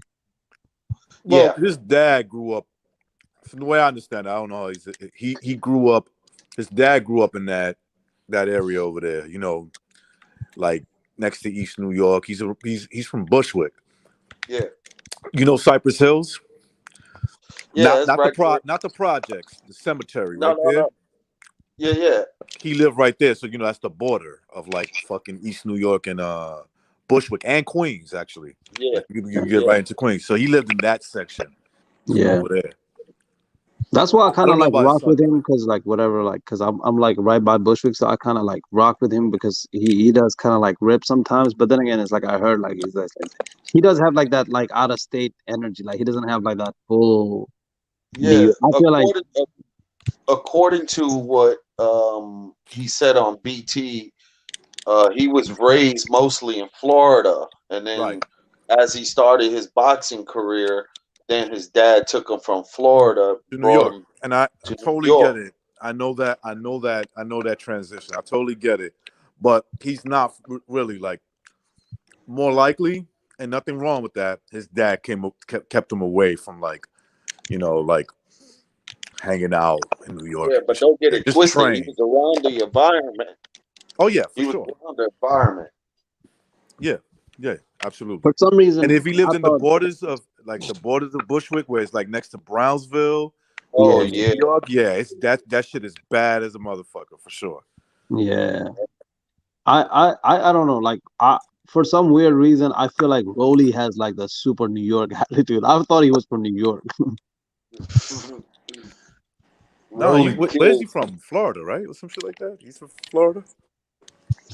I don't know. Yeah, I don't think he's Floridian. He reminds me of a lot of dudes No, from Florida for I some I think reason. think Rolly is Dominican or yeah, something. he's definitely Dominican. He's Dominican, definitely yeah, Dominican. He's Dominican. definitely Dominican. I can just tell like right away that he's definitely Yeah, Dominican. yeah, he got he got that Dominican He's hella Dominican, bro. Yo, face. That- bro, I could do a fucking great Rolly Romero impression, bro. I mean, fucking eyebrows, the fucking his lips shit that he always be leaving his lips like he fucking Mick Jagger and shit. And I'm then gonna the way knock he him. looks at you I'm gonna when you knock him ask out. him a question. Who When you you want ask him a next? Who you question, want? Who you want next? Tank. Why? I fuck him up. I'm gonna knock Tank, him out. the commentator, tank. the commentator was like, "You think you're ready?" He got it at 8 fights now. I got 8 fights. He's like, I got 8 fights. Yeah, I'm ready. He got it at 8 fights, no? He's like, oh, like this Dominican Exactly, dude. yo. Like, When I heard that, I'm like, this guy's joking, right? Who? That what happened? No, I'm No, I saying missed like that. when I first heard him that, I'm like, he's joking, right? Oh, you thought he was talking like that on purpose? Yeah. Yeah. Nah, that's the way Kind that of motherfucker anyway, talk, but it's bro. like, No, that's the way he really talks, man. bro, no, I'm not he's talking about the way he talks. I'm talking about what he said. Oh, about yeah. No, he believes it. Well, he's not scared of Tank for what? no. He's not Yeah. scared of Tank. Why would he He's be like, afraid of Tank? Dude, if you fight, that's what you do, and you're naturally much bigger than a man. You're not scared of that dude. You yeah. gotta I don't prove. You think, gotta prove it yeah, to me. I You don't gotta think prove like that shit to fighters me. are like, especially like fighters coming up. I don't think they're like scared like that. You know, they're like whatever. Nah, Like, nah. It's like that whole thing, like, dude, you gotta prove to me you can beat me. I don't care yeah, Did if you you fucking did you knocked not out see some. how big side by side he stood next to fucking Lopez Jr.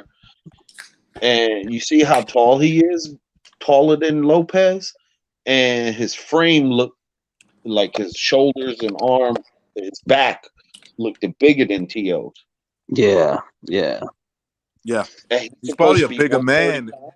He's probably naturally a bigger man than Teal. Yeah. Yeah. I Because they mean, said that I he was got on the getting scale, excited. dude. And he was one. This was obviously when he was not fighting. He was 180 something, like 182. Bro, Damn. 180. Any dude that's 180, you just like know how big they are, bro. Like Yeah, in just real life, like that's like you can't. Yeah, that's crazy. Like no matter that's how why much. he feels confidence. He probably doesn't realize this because he's young. That's why he's confident that if I fucking put hands on Tank, I could hurt him. Yeah, And the thing is, he's big. That's true. And not only that, but he weighs in like at 160 at fight night. That's a big boy. That's a yeah, big boy. Yeah. yeah. And he's got like that fucking weird crooked power. Oh, I can't stand that shit, dude. Yo, guys, I'll be right back, man. Take over. You All guys right. take Yeah. it. I can't stand that motherfuckers do stupid shit like that, dude. Yo, he's hilarious, bro. Like I fucking Yeah, enjoy him. I yeah. hope he'll be back. He reminds me of a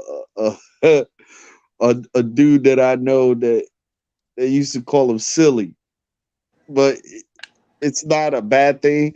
It's that he just likes to fucking joke around and shit all the fucking time. Sometimes you don't want to hear that shit, or then next thing you know, he just looks at you and do a like a gesture and shit, a facial expression gesture.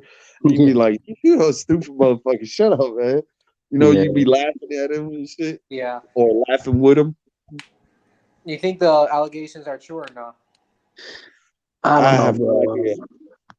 I don't want to like accuse another man of like this and that because that's a serious shit and his career is just coming up. But he's also Dominican, bro. And no hate on Dominicans, but like they'll be, I don't know. I don't know, man.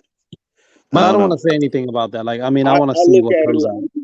I look at it like this: he's innocent till proven guilty. That's it. Yeah. That's true. Because who knows? It could be a setup. It could be a honey pot. It could be a lot of shit. Because how quick was that he was supposed to fight Tank? Everybody say he gonna lose to Tank, and then all of a sudden allegations came to him. Allegations came to Tank. Next thing you know, Tank shit is everybody shut up about Tank shit, but Rolly they pushing it. You know what I'm saying? That's Because true. look at Floyd Mayweather. Come on, that motherfucker is the woman beater of the year.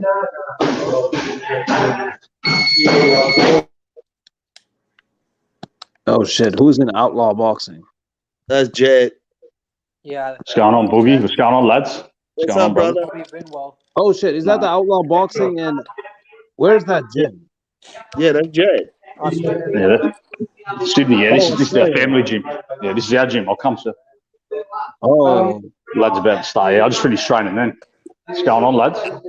oh, that's a nice gym, bro. Yeah. Yeah, I'll come in. That's a nice gym, bro. Oh yeah, I like to work out in that motherfucker. Yeah. Maybe we can find the next Rolly in there. Just try to tell them to see if they can do it. I'm dead.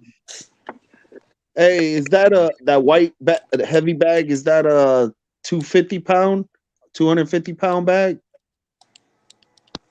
That light Yeah, I think it's like a 100 kilos, so that's about yeah, 220. 220. Yeah. Yeah, 220, roughly about that. Yeah. Yeah. That's a nice Where's gym, Rick? bro. Yeah, where's Recognise? What's he up to? Gone away for a minute. He went to go smack his chicks up to give him some money. Yeah. He had to smack his bitch up, eh? Smack my bitch up. I love that song, bro. I still train to it to this day. I still put that on when I'm working out. Hell yeah, that's a good ass song to fuck some shit up. Yeah, fucking over hitting the bag. Put that song on. Hey, so you think Rolly was or not Rolly, but you think Tank is avoiding Rolly with where they want Tank to avoid Rolly with the allegations? I don't know, man. But I don't pass it by Floyd because how many times did Tank have opportunity to go and fight somebody with an actual name? Why are you fighting guys? But people didn't really think highly of the Rolly fight to begin with. Remember, they think Rolly was bum, and he kind of is. Honestly, the guy see, Tank is fighting now is better. Floyd seen him fight. Yeah, you know what I'm saying? But the guy Tank is fighting, Rolly Cruz, or Isaac Cruz, that dude is actually better than Rolly. Rolly is unproven. Exactly. This guy Isaac Cruz done more than him. But who's this Isaac Cruz for? I never heard of him till now. He did knock out this guy named Magdaleno in the first round, who Teofimo went like 10 rounds with. Yeah. I think what was scary about, like, not scary, but like what was like unpredictable about Rolly was that like you don't know what he was gonna do, you know, because he doesn't have an orthodox style like to kind of like time, and I don't know. It was just like Rolly was gonna do whatever the hell like he was gonna do. Like he was just gonna try to get that like try to get his punch first, like in whatever ways, and then it's just kind of unpredictable. So I don't know. I'm not gonna say like he avoided because he did sign up to the fight. There was a whole presser and everything. So I don't know. I don't know what to say about that. Yeah, Rolly came in with his chinchilla without no shirt. And it was like 80 degrees outside. Bro. Who's that? Yeah, who's the guy Rolly knocked out though? Igat. That guy was like, that wasn't a bad win for him. He knocked out Igat. That guy fought like Baranchek and that. He was a 140 pounder. So y'all there? I don't know. Yeah, what's up, Yeah. What's going on, bro? Kazakh dude. Yeah, he was kind of tough. I don't know. I think on paper that Cruz and Romero are probably about the same. I guess. I don't know. Maybe. I think Romero's more well known though. People know that Rolly a bit more. That was gonna sell out. That fight was gonna sell a lot. Yeah, just because of Tank though, and Rolly a little bit, but mostly Tank. I think because of Rolly's character. Yeah. He gained fans for being the bad guy. That's probably what TMT built that Romero kid up, or Mayweather and that. They probably built him up just to be a Tank opponent. And then Yeah. so I don't know if they would have That's true. sabotaged the fight. Maybe they did. I don't know. You never know with boxers. You never know. Could be. They could have. Yeah. Because let's be real, that stuff does happen. Fights are sabotaged to store fighters' Yeah, career. it's true. They might have even thought Tank's not ready for this. You know how careful they've been with him. They might even have got scared with this. Oh Hey, no, man. no. See that? Yeah, I That's don't just think so. I don't think so either, Rare Breed. But I'm just saying you never do know. You know, you never can Okay. tell with You boxing. know. First of all, if you're in the seats ringside, you ain't supposed to, according to regulations, you ain't supposed to say shit. Floyd was getting up and motherfucker walking around and telling Tank, "Yo, man, you gotta do something, man. You gotta do something." Come on, that's coach outside coaching when It's you're undermining. not supposed. Yes, undermining his coach. I don't like that about Floyd. You know, because Not only that, he was having a pure like argument with like Tank, where he was like distracting Tank. Tank was like, "What?" Like, it's like you're not supposed to. I've never seen that being done, so I don't know how that even goes around. Like, can you even come outside the ring and like walk around like that? I mean, Miguel Cotto did that with his brother in some fight. I forgot what fight it was. And I thought it was stupid too because basically what it was a different circumstance. I think his brother was actually like, losing the fight and he wasn't following instructions. They had the same trainer, their uncle. And there was some beef. There was some beef going on there. You could hear Miguel Cotto saying, "Not here," some shit like that. He was saying, "Don't do that shit here." He was saying it in Spanish. Yeah. Yeah. I mean, it is what it is now. I mean, I think Floyd's gonna do that for whenever. But I think I heard there's like some kind of beef with like Tank and Floyd now, or I don't know. I don't know what goes on in that camp. Like it's just. Well, I don't blame Tank, to be honest with you, if he does have a little beef with him, because Floyd does like He's destroying his career. Well, that's an argument, right? That's an argument that he's doing that. And second, he'll train with do some pad works with guys that potentially Tank could fight one day. Devin Haney, Rolly Romero. It's another one, so Yeah, I think that's the thing is like Floyd would say, "Oh yeah, I want to build up to this fighter and this fight." You remember like back in the day, Spence is a hell of a fighter.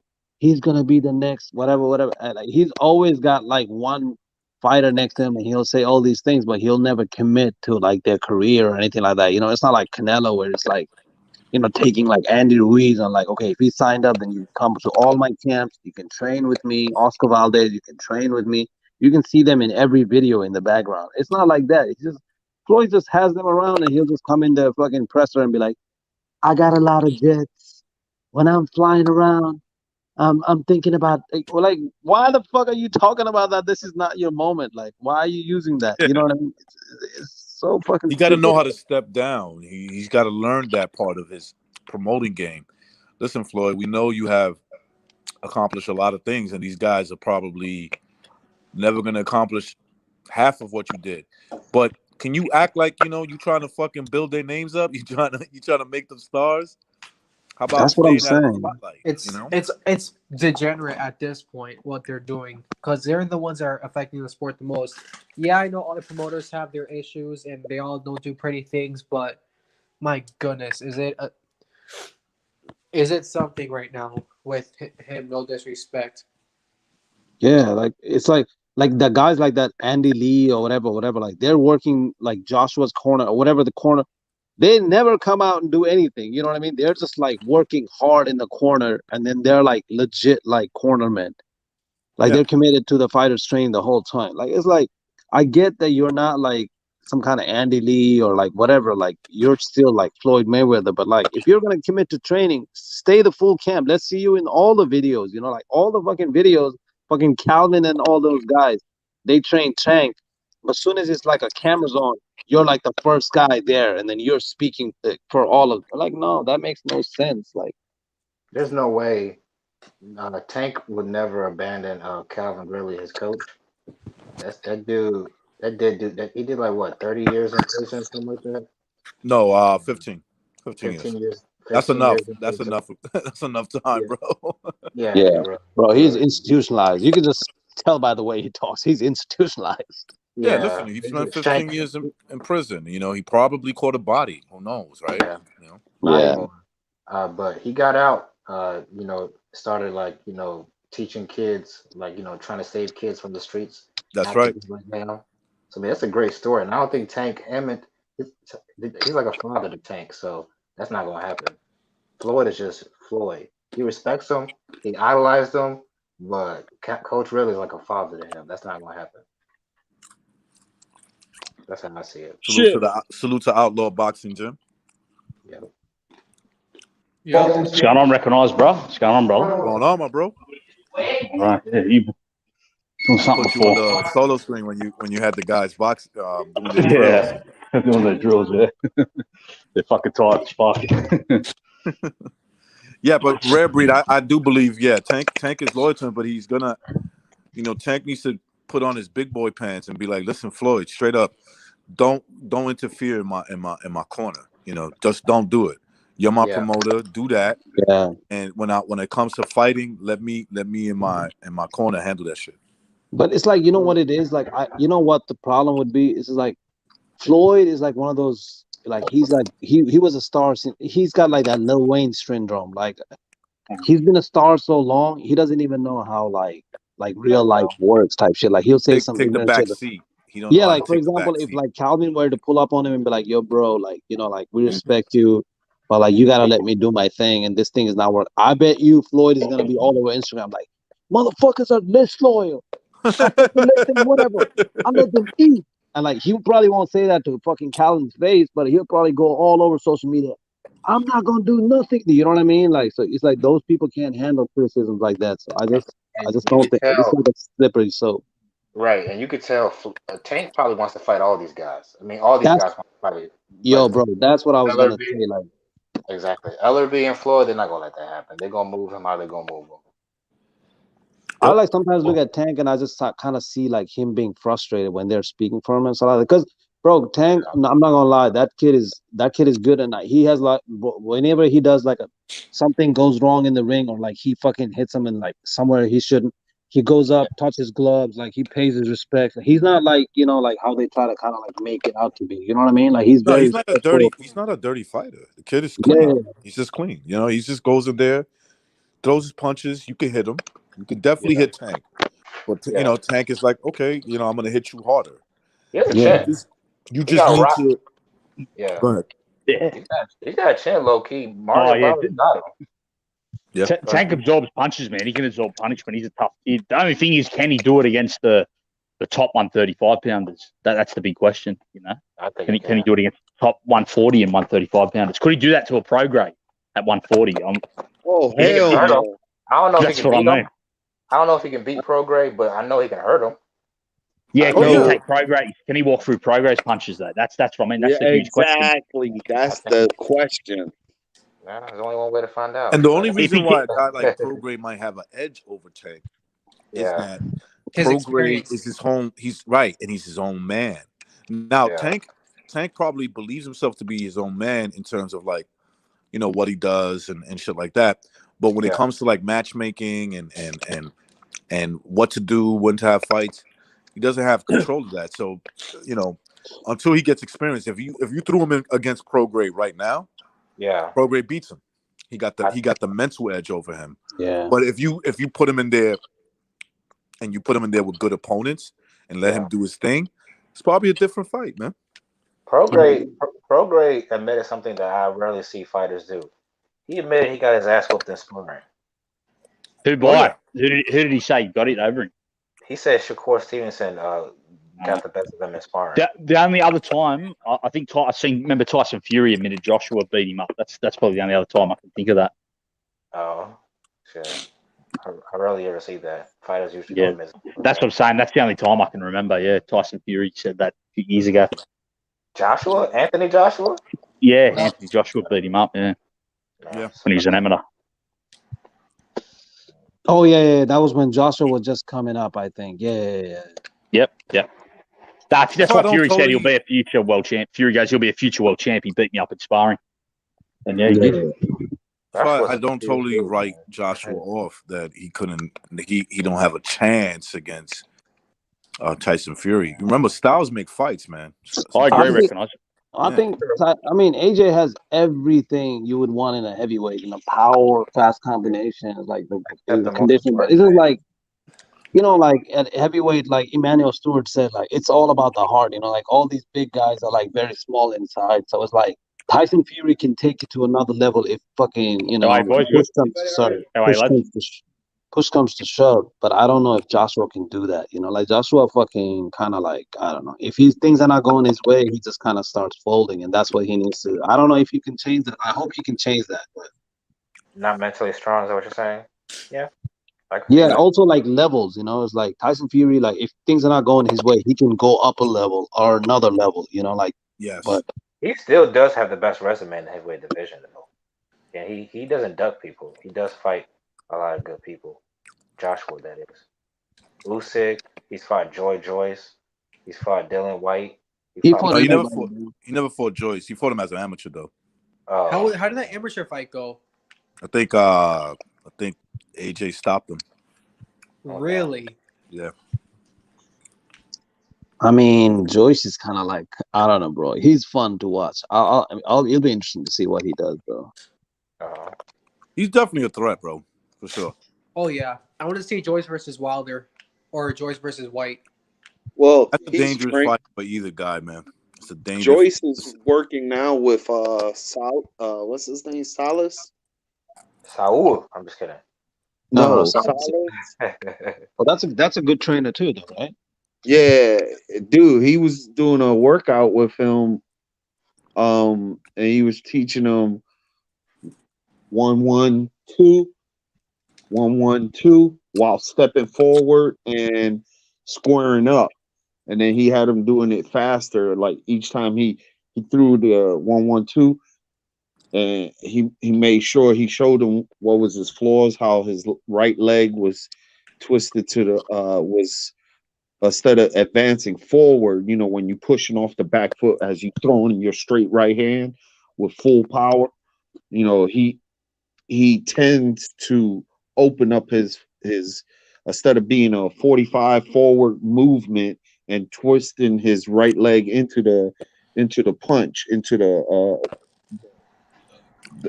the cross. He used to like half punch it, and then Salas was like, no, no, no, do it again, go back. He said, square up. You're opening up your leg. You're opening up more than 45. No, I want you to walk forward and then twist the shot at the end. Yeah. So he had him doing it, and he was getting faster and faster. And then, but I didn't like some of the parts that he slowed down a little bit. You know what I'm saying? Yeah. I mean, he's like a tree, bro. Like when he hits you, I mean, you could see like they get hurt immediately. Like he's like Yeah, a he's tree. he's got a solid uh puncher when he puts his leverage on it. And like even his jabs, he puts emphasis in his jab when he's stepping in. Bow, you know what I mean? Yeah. The big It'll be boy, interesting man. to see. It'll be interesting to see. I mean, like heavyweight division, I feel like was one of the most exciting. I mean, it is probably the most exciting division right now. I mean, What? No. I don't know. It's Well, pretty like It has the white. potentials of being super exciting for sure. Yes, Does if they match up everybody. Right. Yeah, If yeah, they yeah. fight I'm like saying if there's like contenders. you had everybody, Usyk, no. versus AJ, then like a week or two later you had Wilder and Fury. So like if you could do that constantly, the heavyweight division would be very very exciting. Of course it would. Yeah, because White is still there, Jagba is still there. What's that? The Cuban guy is still there. Ruiz is still Frankie Yeah. there. Sanchez, yeah. Fucking Sanchez. So Joyce is still there. A job was like a poor man's Wilder. Yeah, Oh yeah. I mean, dude, he's just like Very if Wilder limited fights him skill. next, he's gonna knock him out like in 2 rounds, bro. 3, maybe. wait Pretty who? much. A A job. Jogba. Oh yeah, F.A. Jagba. Yeah. LDBC. I saw like some LDBC stream. They were like, "Yeah, man, Al Heyman is done. They paid a Mexican $40 million. Now they're just gonna feed Wilder to Ruiz and be done with it, man." I was like, it was Oh, funny so as well. now they're seeing.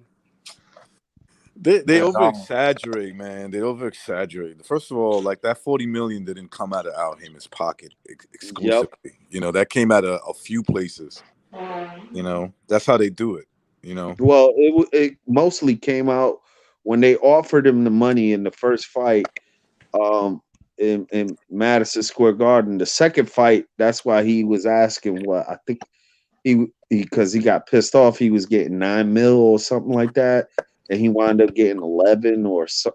I Who? don't know, somewhere around Oh, there. you talking about And Andy Ruiz. Oh yeah. I just hope Canelo doesn't go back to the zone so they can find another Liam Smith.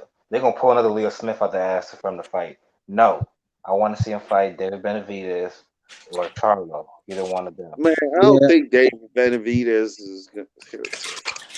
What do you I guys Might don't think not know. be about? though. I think it'd be more competitive than him fighting a Callum Smith. I don't know. I think with the zone, I think they got Bivol. I think Bivol and like Triple G trilogy, right? I think that's the one that. You rather see those two over David Benavidez? No. Of course, I'd rather see David Okay. Benavidez, but Okay. I don't know. Let's see what Triple G does against Yeah, Morata. Let's see. yeah. Why are you Let's guys see. really Triple G fans? Because you guys sound like masochists. Because you must want to see that man Well, get okay, massacred. but let me ask you something. Let me ask you something. Don't you understand? You understand why the Zone even signed like fucking Triple G, right? No. Yeah, Yes. The Yes. To get whole that premise was Canelo. like we're gonna get that third fight. Now yeah. you're more likely right that at this point it doesn't matter how good he might look against a guy like Morata, he probably still loses to Canelo, and I'm willing to give you that. But at the Uh-huh. same time, they're more likely gonna offer him more money for the Triple G fight because that's what the Zone basically did this whole thing for. Not even yep. that. Can he? Let's say he fights him to another 12 round decision, and he edges it out in our eyes. Is he gonna get the decision? Probably not. You're probably right. So, Yeah. so basically, we're watching another replay. So we really want to see that. So there's two things that can happen. Either he gets robbed, or he gets his ass kicked. I Yeah. don't know. David Benavidez, though, like, what do you guys think of David Benavidez versus Triple G? Like now, like, let's say if it happens in May. I Yeah, I would think. probably say Canelo beats him, but it'd be. I think it'd still be an interesting fight. Be better than Plant and Billy. I'd rather watch it than Plant Saunders. Thank Yeah. you. Somebody who Yeah. can actually punch. Somebody Yeah. like Canelo has no respect for Caleb Plant punches at all. Oh no. The thing with Yeah. me with Benavidez that turns me off of him is that he don't. Dude, I'll guarantee you, if he gives 100% into his training and shit like that, and really comes in, I don't know. I I think feel that's he can hurt Canelo. I feel he can, but is he gonna do it? You know what I'm saying? You don't also think he's dedicated, Boogie? You don't think he's dedicated to the sport 100%? He came in Yeah. at 169, right? The only reason that fight wasn't like whatever was because like that was not a title eliminator, so he didn't have to come in at Yeah, 168. I know that. I know that. You're allowed to come in 2 pounds heavier I got in a question. another fight. Why do people want Charlo to fight Davis so bad? Like you want a 160 pounder to move up to fight this dude who really should be fighting a 175. Nah, Let's but be then because Charlo, he said, I think he was the first one that said I'm gonna break David Benavidez's neck, he and did then say he that. said, I could beat Canelo. I'll go to any weight. I'm like, okay, so you said you were gonna break David Benavidez's neck, and then he called you a pussy, and Uh-huh. now, and he's at 168, so you can't fight the guy that's calling you a pussy, and you're such a freaking big man. But then you Yeah. can go and get a fucking Canelo paycheck at the same weight. So what is that like? I don't I don't know why understand it. Charlo's wasting his time at middleweight, man. I think he'll be stronger at 168. I don't know why he doesn't understand that. Maybe I think Charlo has a better chance against Canelo than David Benavidez. I think Benavidez will fuck him up. In my opinion. I I think think he I loses both think fights, but Yeah, but I'm saying he has a better chance against Benavidez. I mean Canelo. because Benavidez just the size I mentioned. I don't know. Maybe Yeah. I'm underestimating Charlo how big also Charlo went is. fucking. He was huffing and puffing against Montiel, so I don't know. Man, I'm did starting you to watch think that that fight? looking at 160 is probably bothering him, man. Yeah. He's a big boy, bro. He's a big boy. He's like Yeah, I he's felt like legit Rubber 6 feet movement. or 6'1", right? What is he? 6 feet 6'1"? I mean, 6'1". Who, Charlo? Charlo, Yeah, yeah, big Yeah, Charlo. he's like 6 foot. yeah. He's legit like 6 feet. He's not like over exaggerated that he's 6 feet. He probably can make 160, maybe 168 for him. It's better for him at this point of his life. Yeah, but He the also thing about Montiel is the dude has 21 victories and 19 knockouts. So like he might be like a journeyman No, type of guy. But 21. All his victories were by knockout, Rare Breed. All of them. yeah, the dude got power. Like so that's an underrated thing about him. So you can't look past that. Motherfucking correct. and then also it's like Charlo drinks so much, bro. Like everywhere he's like lit up. So it's like I don't know about his conditioning that much. Like you You know what can't it just is, like. man? He I'll thinks tell you because this: watch the Montiel fight. Yeah. he thinks because he's young, he's gonna be able to get away with that for a long time. Yeah. Let's catch up on him one day. Hey, And the man, dude's over 30, I think now. He's over 30, so he's not even like he's that young where you can get Yeah, he's away with 30 that. years old. Yeah, bro. That takes like I used to stay out for 5-6 days away. But when I'm 30, I do that. It fucking kills me. You can't even do what you did when you were 20. You know, when you're 30, you notice a massive difference. Yeah. Like if I stay awake 4 or 5 days drinking, doing whatever, it takes me a week to get over. You know, Bro, I'm 30. Charlo That's is drunk fucked up. every fucking time, bro. Yo, that's Yeah. fucked up. Remember what Tank Somebody said? put up there. Somebody Did y'all put up watch? Remember what there. Tank said? These Charles boys are just straight cokeheads. Wait, who No, said that? he put somebody put on there. Charlo need to pay his bar tab. He might need to pay. He might need to pay the Colombians their tab as well, by the sounds of it. Yo. Hey, if y'all watch the Canelo plant like behind the scenes, the Charlo brothers, one of them was saying, "You see that Canelo getting tired? I can beat him." And then fucking right after that, fucking Canelo knocks him out, and then they don't. Yeah, like so that tells me that low key, like they view Canelo like a fighter shouldn't view another fighter like that. That tells me that you don't view him as like an equal. You view him as They- superior. They put him on a So pedestal. You think? They put yeah, him on No, a pedestal. Yeah. so you Charlo, already lost the mental battle. So that's Charlo also like says a lot of shit, so I don't believe anything he says. Like so. yeah. Well, I think it was yeah. So we'll see. But I still would want to watch that fight because You Charlo could be right though, Canelo. bro. Yeah, Yeah, Charlo because Canelo is better. Go ahead.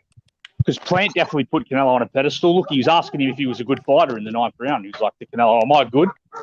Couldn't believe he was saying that. But he wasn't saying that before the fight though. Before the fight, it's like, what do Yeah, you I think? know. But I why would don't he think even think? Yeah. Couldn't Caleb believe he said Plant. that, bro. That was embarrassing. That was Caleb Plant had the right mentality, but he just doesn't have the tools to beat Canelo. Like Canelo knew that shit.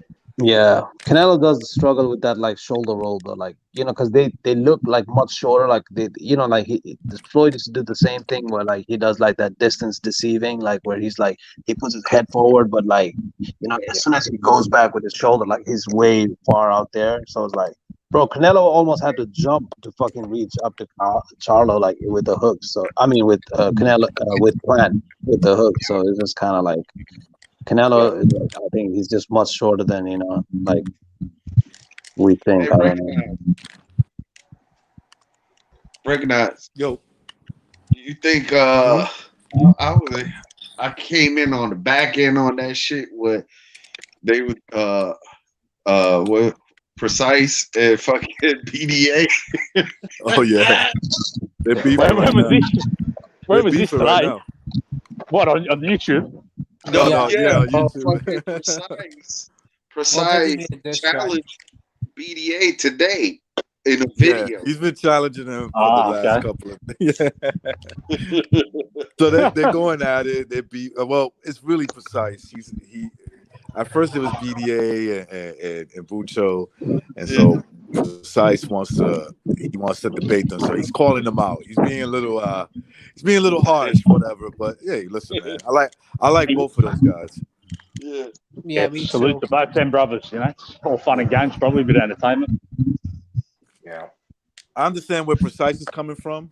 There's certain point of views that I agree 100% with him, Yeah. and there's certain things that I agree with BDA about. So let's see, man. If they do completely agree. if they do decide to debate, I'm sure it'll be interesting, man. Yeah. I And then know. the hottest topic he picked was Kovalev Canelo. Oh my God.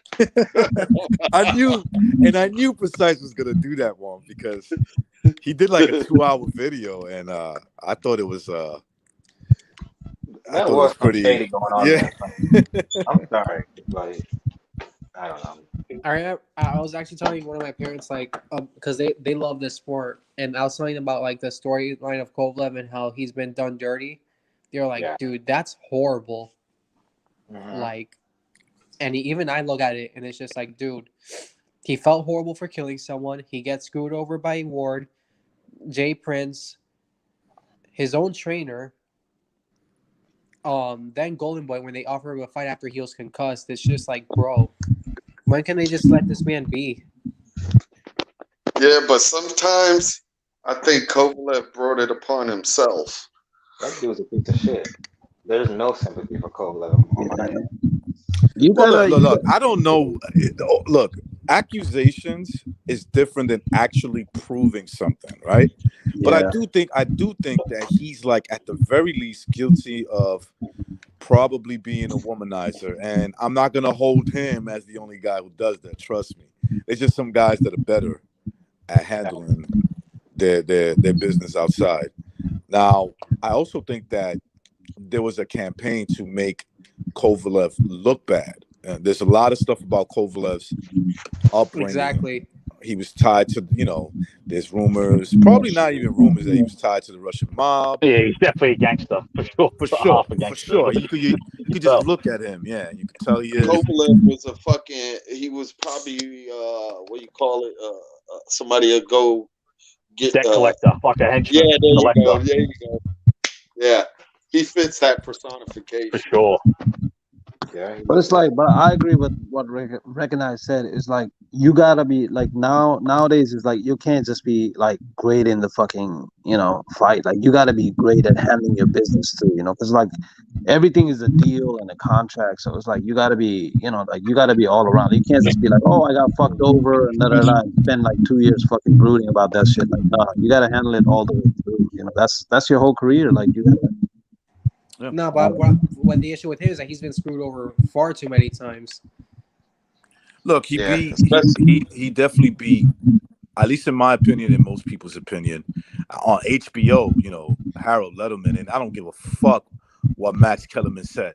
Max Kellerman has no voice because during the first fight, when Harold Letterman kept saying, "This is a blowout. I'm sorry, guys. This is an easy fight to score. Kovalev's clearly winning."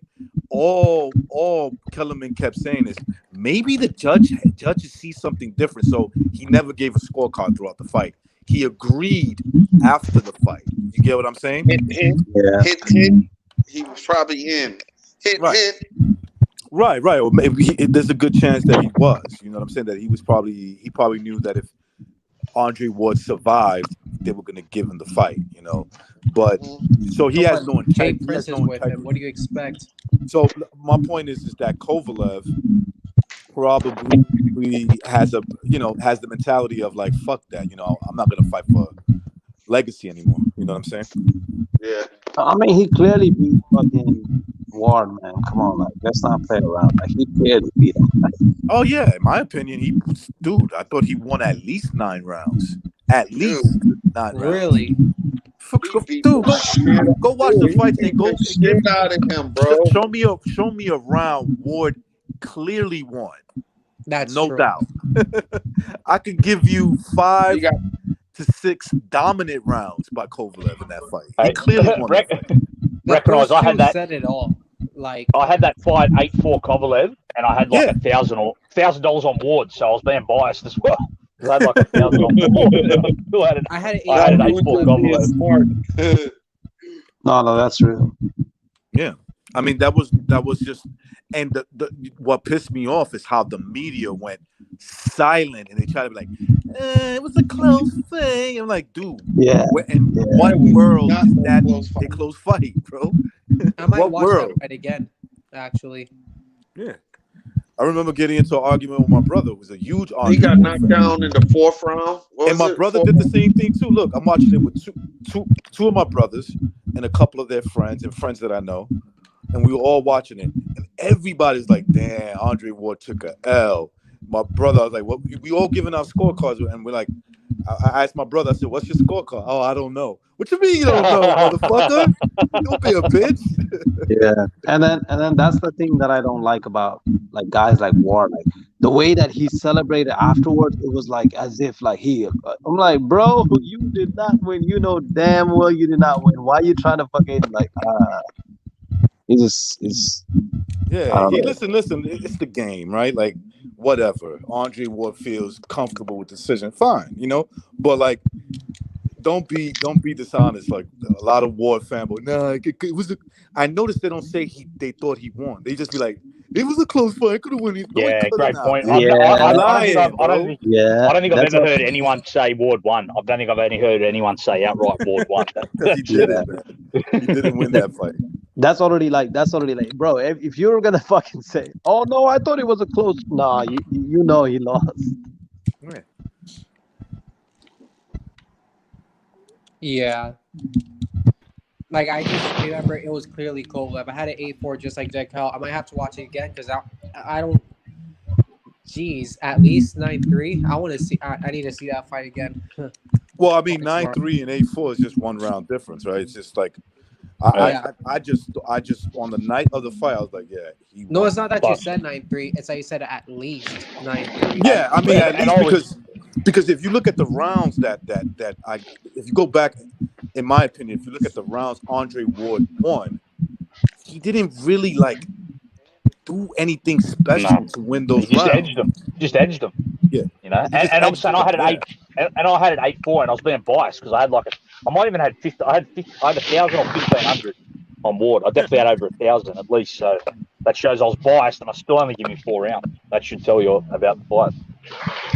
We got Pete in the house. What's up, Pete? Yo, Oh, seen. Bender. You're over here now, Pete. You're over here now, lad. I just walked in the house. He's got home, man.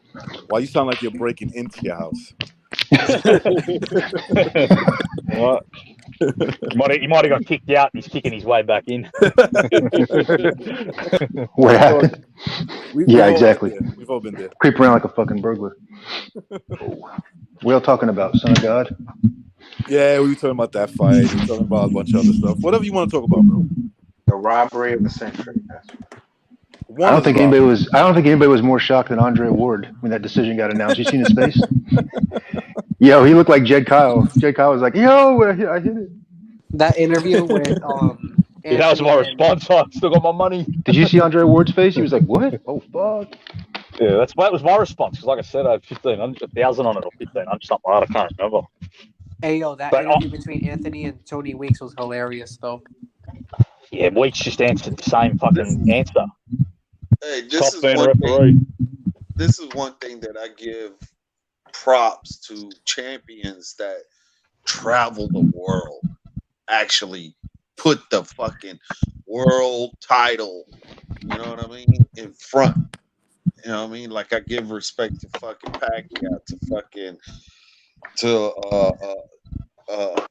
like Duran, fucking Hearns, fucking Golovkin, definitely. He was that motherfucker went everywhere. And he's going to be 40 in a couple of months. And still going to Japan. Like, listen, man, don't be surprised he loses on the scorecards if it goes the distance. You know, like everybody's just writing this Murat. You don't got a chance. Oh wait, does Golovkin have a choice though? I mean, you can't fight Kazakhstan, whatever he's from. Well, nobody would dare fight him there because that's an automatic L. You know what I'm saying? That you're gonna lose. You know, he's gonna either beat you on points or he's gonna knock you the fuck out when you hear everybody saying G G G G G G. They're gonna get overwhelmed. They're not built like that no more. You know. Yeah. So GGG, if you really think about it, in order to make fights, he's got to put it in their favor in order for them to fight him. Basically. Yeah. You think Canelo will ever go to? You think Canelo will even go to Germany to fight Triple G? Forget Kazakhstan. Nah, he wouldn't do that. He knows he loses. Yeah. He loses. He's not built. He's not built like that, and that's why. Look, I don't want to get on a rant and be like, oh, this conspiracy, this conspiracy, that. I don't. Just stick to the boxing. The reason why they fight in the fucking States is because they feel safer in the States. Yeah. Yep. They have influence. Yeah, exactly. It's called influence. You know. I don't think any of these amateur guys they've been traveling the world their whole amateur career, you know. They gotta fucking go all over the place for these duels and tournaments and Olympics and like Loma and Triple G and any of these guys. They Fucking Usyk, Alexander Usyk. That motherfucker went everywhere to take his belts. on the pro level, you know. I mean, it's just where the money's at, you know. That's bottom line to it. My boy Stanley Hudson's face is real serious. I like that face. Who's that? Right here. This panel seems to had to have a little hatred towards Canelo. Nah, man, Canelo's good, man. He's good, but he's the unified 168 champ. He's the undisputed, man. Undisputed. Wait. How can you be undisputed in a division where you didn't actually beat the best guy? Oh, Red Breed, you're being mean now. Come on, man. I mean, I'm just saying. I'm just saying, you're being a little mean, man. Come on, man. I'm just being honest. No, he fought the guys that had the belts. That's Benavidez dropped his belt because his fat ass couldn't fucking.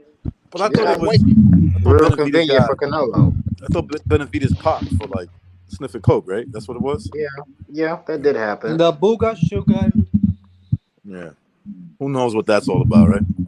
Hey man, there's levels to this shit, but all I know is some going undisputed in some divisions is not as impressive as going undisputed in other divisions. That's all I know.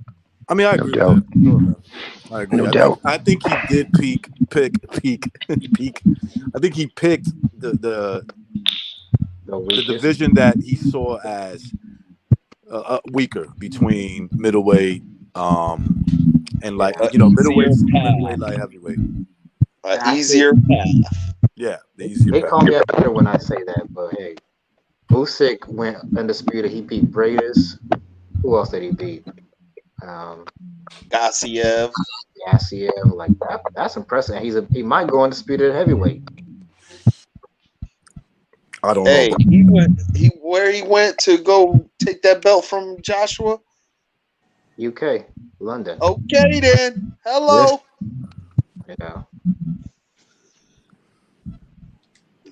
That's what I've been saying. You know, it shows you are a true champion because you're willing to go out of your comfort zone to go fucking fight. You know what I'm saying? That's what a true world champion does. Let me ask you guys something. A question. You know, Tyson Fury beat Wilder twice. Okay, that's great.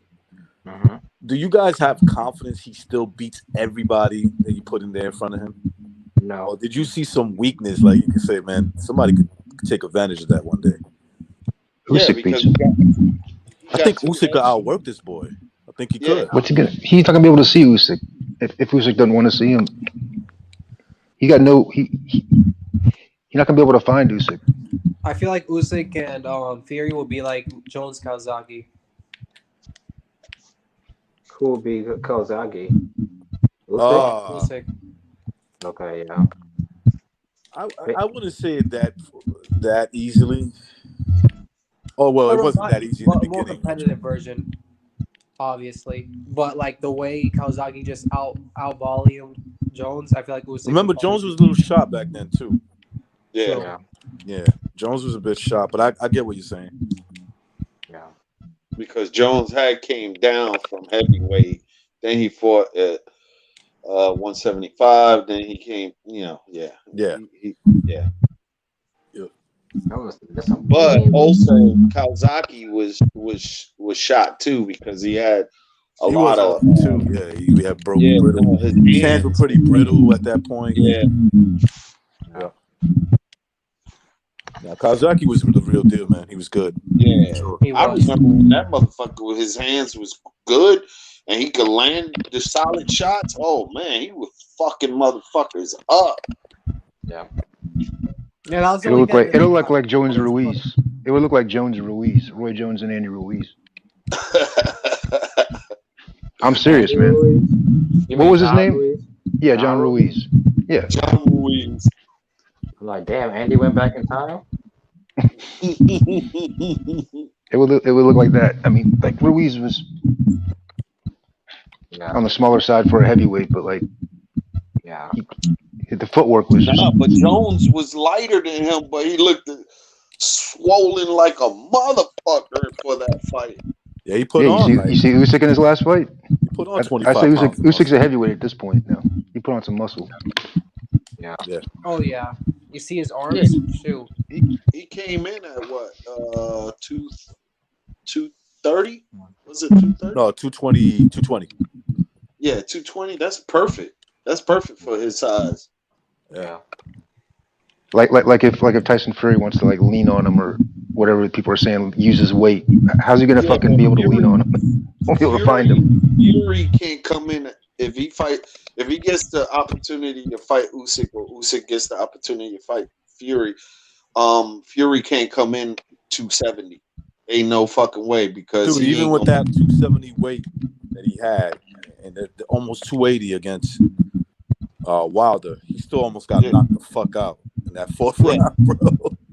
That fourth round was about to end. That a little bit more harder, a little harder. What I mean by that is that his gas tank is diminished when he's in the 270s, and you see like he slows down tremendously. Yep. And then you think Usyk, he was slowing down in that Wilder fight, the last fight. You think it's just that Wilder was gassed. Motherfucking let him fucking lean on him? Hell no. Wilder was gassed. That's the only problem.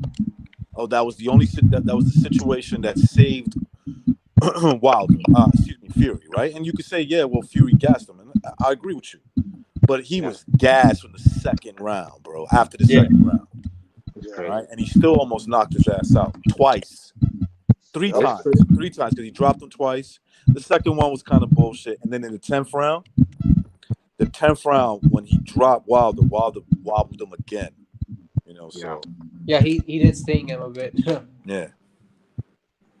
Yeah, the second knockdown, Wilder did that fucking Terrence Crawford punch. Hold on, that's the quick. one. Rat Packs is saying that the sound is kind of bad. How about now, Rat Packs? Let me know. Somebody got crackling in the background.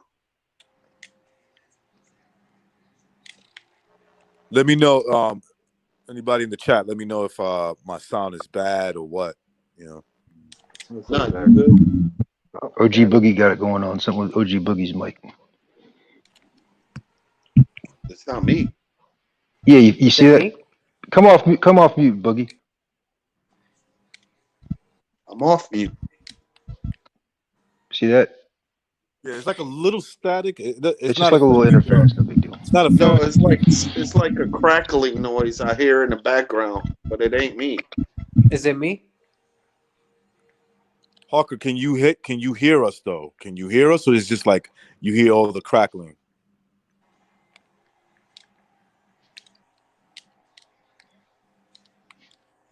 He'll let me know soon enough. Little crackle's good for you. Little crackle never hurt nobody. Yeah, relax, man. My fucking AV, my sound technician's off right now. Oh man. Rumbling, he says, is a rumbling sound. But can you hear the words that are coming out of our mouths? You don't want to miss a word of this shit, man. Some heavy duty shit right here. I can hear you with the racket. Oh lordy. Oh man. Yeah, man. Anyway. Yeah, bro. That's just the way it is, man. Boxing could be king if it wanted to. Just got to make these fights happen, man. Really could. Like a boxer should really be like the face of like the biggest athlete on the planet should be a boxer. I believe that too. Yep. There was at one point Mike Tyson. Yes, sir. Yep. Mike Tyson was the biggest star. Think about it. Michael Jordan was out at that time. Yep. And so Mike was definitely, you know, like he carried boxing back then. Yeah. And there were still other great fighters, but Mike just overshadowed Everybody wanted to see Mike Tyson. Everybody wanted to see him. He's such a cult of personality that motherfuckers are basically overrating him now. Like Mike Tyson was not better than Lennox Lewis during that era. Maybe he was more talented. But Okay, Lennox listen. Lewis was a greater fighter, in my opinion. And you would definitely have an argument on that, and I wouldn't even really debate you on that, right? Mm-hmm. But what Mike was, like, consider his size, dude. He was a pound for pound heavyweight. Yeah. Right? So he's this little dude who's fucking raining the fucking hell on these people, you know? 6'3", 6'4", 6'5", 6'6", you know. He broke these dudes down, man. He hit them to the body and brought their head down and knocked them out. You know, Mike was a fucking pit bull. Yeah, he had the personality. He was almost perfect with his punch selections. He had multiple punches he could hit you with. Yeah. Now I agree. Yeah, like maybe that would have not worked even in his prime versus Lennox Lewis, because Lennox is just so tall. You know. Yeah. They hadn't seen that kind of footwork. That kind of footwork and that kind of volume. They had not seen that. And that's what Usyk's doing to him now, you know what I'm saying? I think if Mike Tyson would have fought the Lennox Lewis, that Mike Tyson's sparring partner beat Lennox Lewis when Lennox moved up. Yeah. That's why Lennox didn't want any parts of him earlier until later on. Especially after he got out of jail. He wasn't the same Mike Tyson. That's true.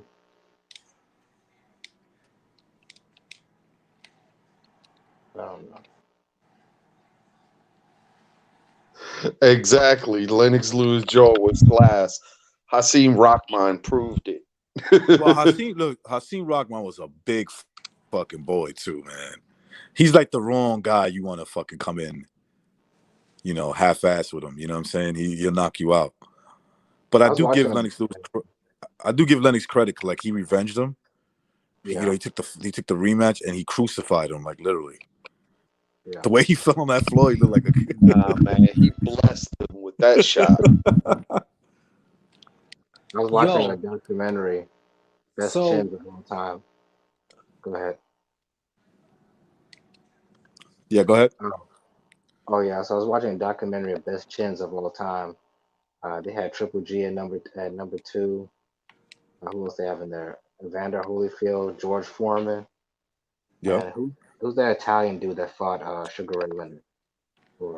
Sugar Ray Leonard, Italian dude. Damn, who are you talking about? Oh, not Sugar Ray Leonard. Sugar Ray Robinson.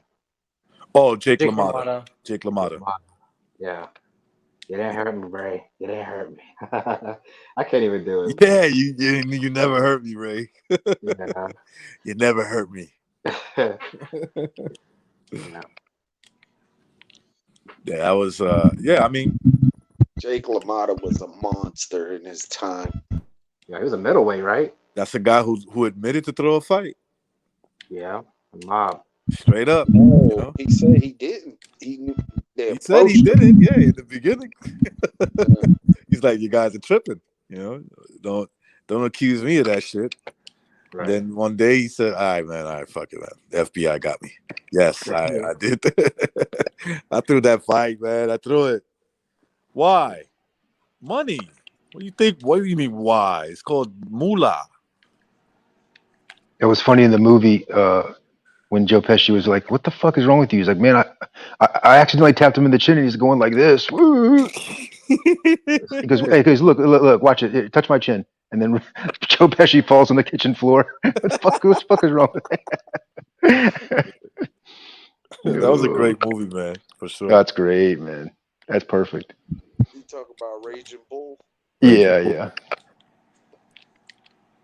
They're down in the hallway. They're down in the hallway under the garden, and the commissioner comes up to him. I just want to tell you guys, all bets are off on this one. We heard there's some nonsense. And then when he walked away, Joe Pesci goes, "You walked away down here to tell us that shit?" Joe Pesci, Oh. a legend. Casino. I thought that was his best role. Casino. Robert De Niro? No, Pesci. Oh, Pesci, yes. That was no, you're right. That is his best role, in my opinion, too. He's a brute. Yeah, he was just fucking insane back in that movie. He was good in Goodfellas too. He was really good in that movie. Raging Bull, all those movies. He was good at it. Yeah. Robert De Niro too, man. He was good. He's definitely good. Yeah. You know, he's just like he's going too crazy though right now. With Getting old. He's old, man. He don't give a shit anymore. I like Pesci and what was that? My cousin Vinny. Oh yeah, Two Youth. Youth? The judge is like, what? Two youths. Two youths.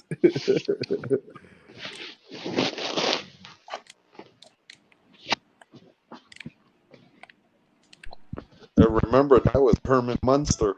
That was the judge. Yeah, that's right.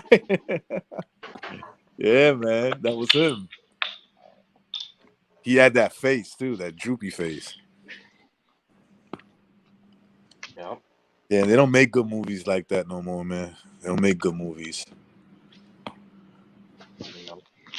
They do, but they're just harder to find. I guess, man. I don't know, man. Take a look at foreign movies. Those movies are gems. Which one? Right, any foreign movie right now, or at least not all of them, obviously, but if you want to look for good movies with good plot, go to foreign movies. Movies from like outside of America, dude. Yeah, some of the Korean movies, the horror movies. Oh shit! Like Busan Train, Kingdom. Yeah, Train of Busan and Kingdom. Oh, that motherfucker badass. Remember that movie 7? I love that fucking movie, bro. I never got to complete that movie. Like, I start watching it, but I never get to finish it. What's in the box? What's in the box? Rare breed, what's in the box, man? Don't spoil it for me. No, I gotta tell you the rest, man. I gotta tell you the rest. You just gotta watch it. It's a good movie.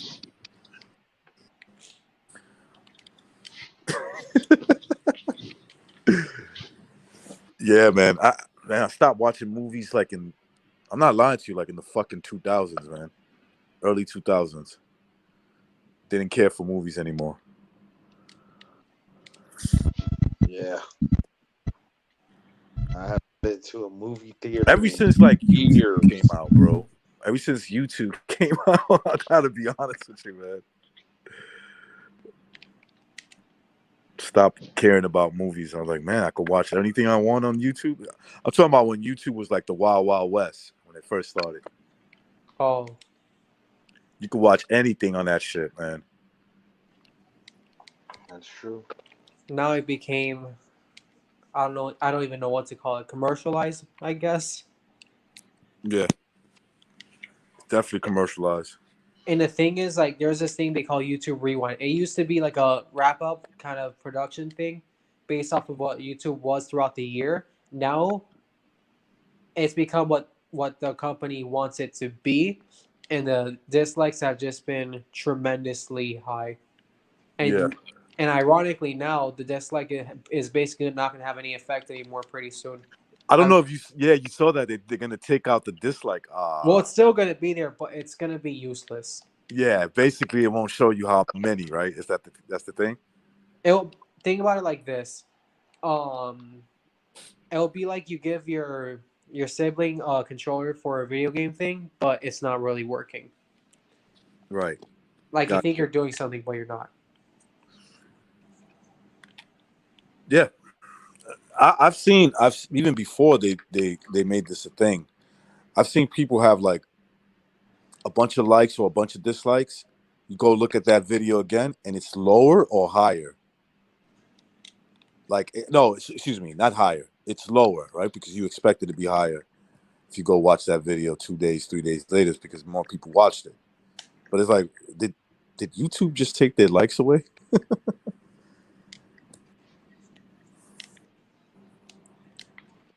Yeah, YouTube became, I don't even know what to call it. It's pretty bad. Yeah, my son said he got YouTube Prime. They don't have no. Yeah.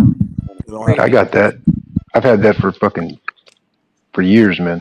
Since it I came just out. don't want to give YouTube any money, man. Even though I actually do sometimes, but you drop. I mean, it's either you giving it to them or the advertiser's giving it to them. So I would just pay it. It's fucking $9 a month or whatever, and that's it. None of the commercials, none of the bullshit.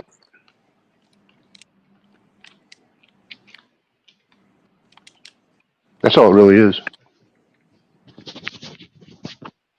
Yeah. Yeah, I might do it, man. Fuck it, because I'm getting tired of these. Dude, now that if it wasn't bad enough that you had to wait at least 5 seconds and then skip, now I'm getting these advertised videos where it's like, nah, you ain't got no option. 15 seconds, motherfucker. I know. And sometimes they hit you with 2 recognized. You got to wait for 2 of them. Fucking motherfucker. I'm like, yo, fucking 30 seconds of commercials? You gonna do this? Yeah. That's why, bro. I don't even listen to the music on there. I just go to that Spotify on my phone because the fucking ads take too long. Yeah. On YouTube, So it's the worst, bro. When you try to listen to like an album, if you're going for a walk on YouTube, the ads interrupt all the songs. Like you got to wait for a fucking. Oh, that's the worst. Like I'll look up an album. Yeah. And it's like one of my favorites. And then I'm like fucking working out or whatever, and next thing you know, I hear this commercial, and I'm like, fuck, man. Wow. It's a nightmare. Yeah, that's bullshit. I didn't realize. I mean, honestly, I can't remember. I'll tell you right now. I'm curious myself. It had to be at least, I don't know, 5 years I've had it. So I haven't seen any of the commercials in 5 years. Good for you. But I'll read on comments sometimes like, how many fucking ads you gonna put in this thing? And I don't even, I don't see.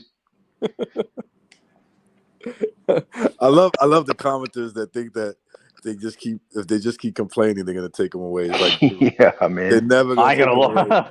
I've probably been that guy talking about the ads in the comments. Yeah, but it's what I'm saying. I can't even see them, so I'm like, damn, there must be a lot. It must be annoying as fuck because my comment probably got deleted though because I was like, these fucking cunt, fucking motherfucking ads. So my comment probably got deleted. Yeah. We gotta be careful because they might take the video down for talking bad on them. Yeah, true. I take back everything I said. I love YouTube. Recognize that loves YouTube. Shout out to YouTube. We're big supporters of YouTube. I guess YouTube's all right, man. Fuck them anyway. Yeah, fuck them. Well, you know what? I don't even want nothing from them. Like I feel like, and I know this is foolish of me, but I feel like I don't want nothing from YouTube. I don't want no money. Okay, I'm not even gonna use your platform to ever get some money. Just don't ban me.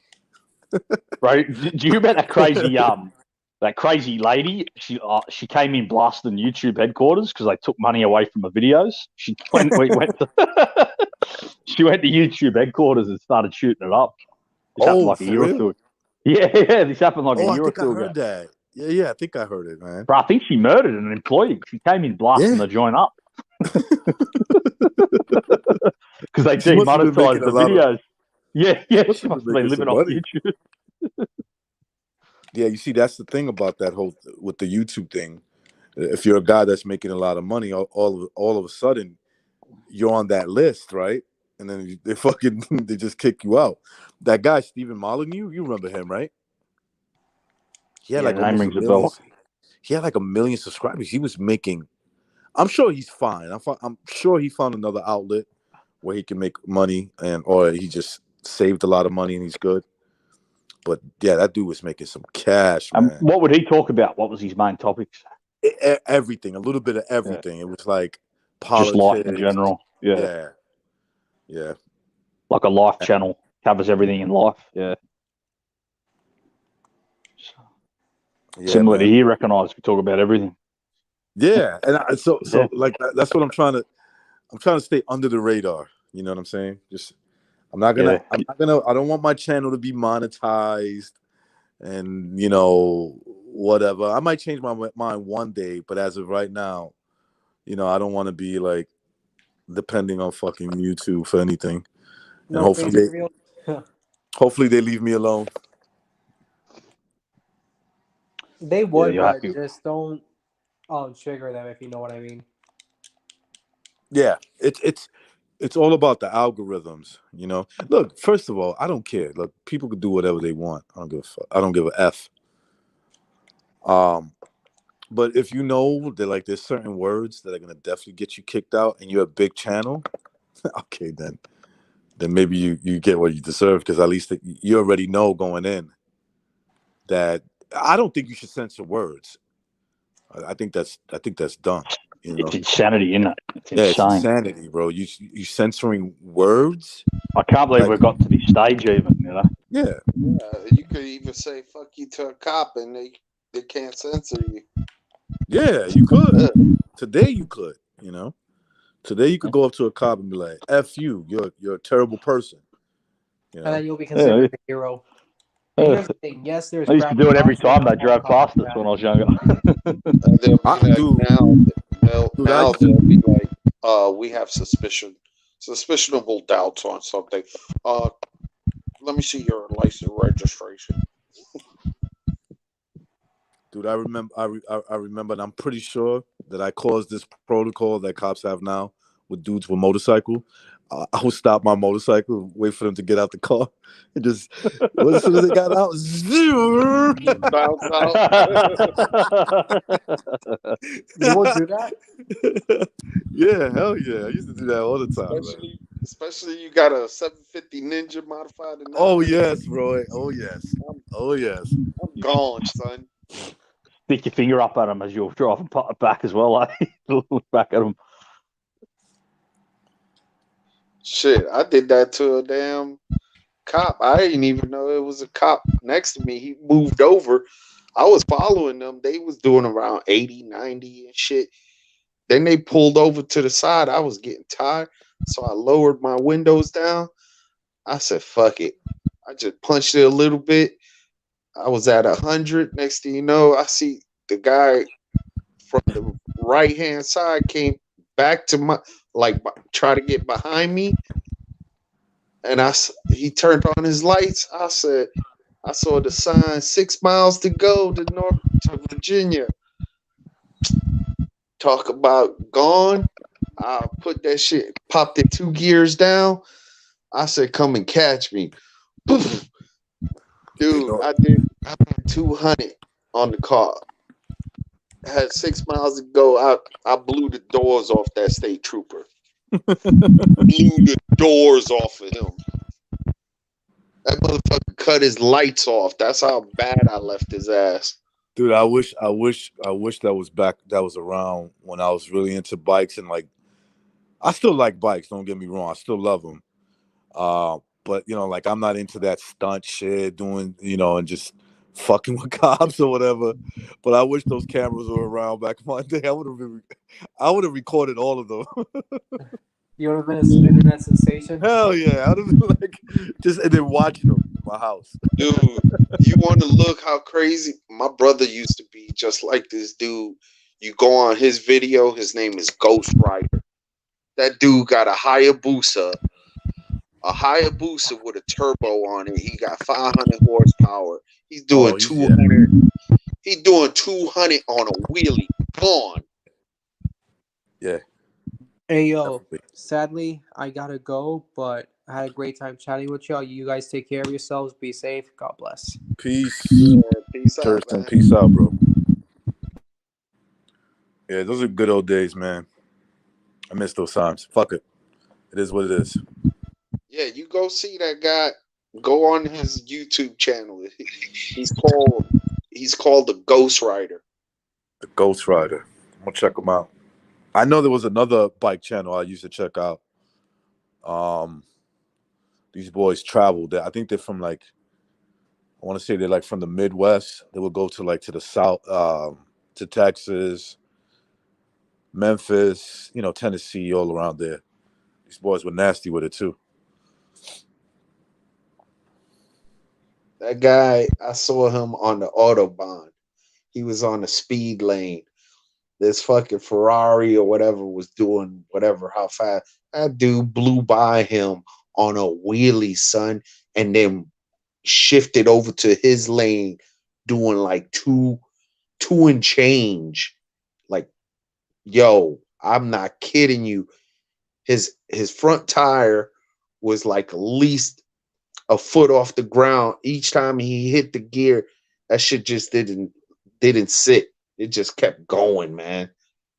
He rides a Hayabusa without no fairings, and it's turbocharged. Yeah, I didn't feel comfortable driving those, man. I'll be honest with you. I mean, I definitely could go. I felt comfortable going like even close to 200. You know what I'm saying? But after that, I'll be like, man, yeah, I feel like my body. Nah, I know it wasn't gonna come off, but you know how you feel sometimes when when you're going real fast, you feel like you're about to like fly off the bike. Yeah, I was doing 180, and it felt like the bike was hydroplaning, bro. I'm like, fuck that. I'd rather do it on a car because I know a car, all four tires is on the ground. Exactly. Yeah. Yes, bro. I had a friend, man. His name was Chino, man. He was from Florida. He definitely like one of the best riders I've ever seen, bro.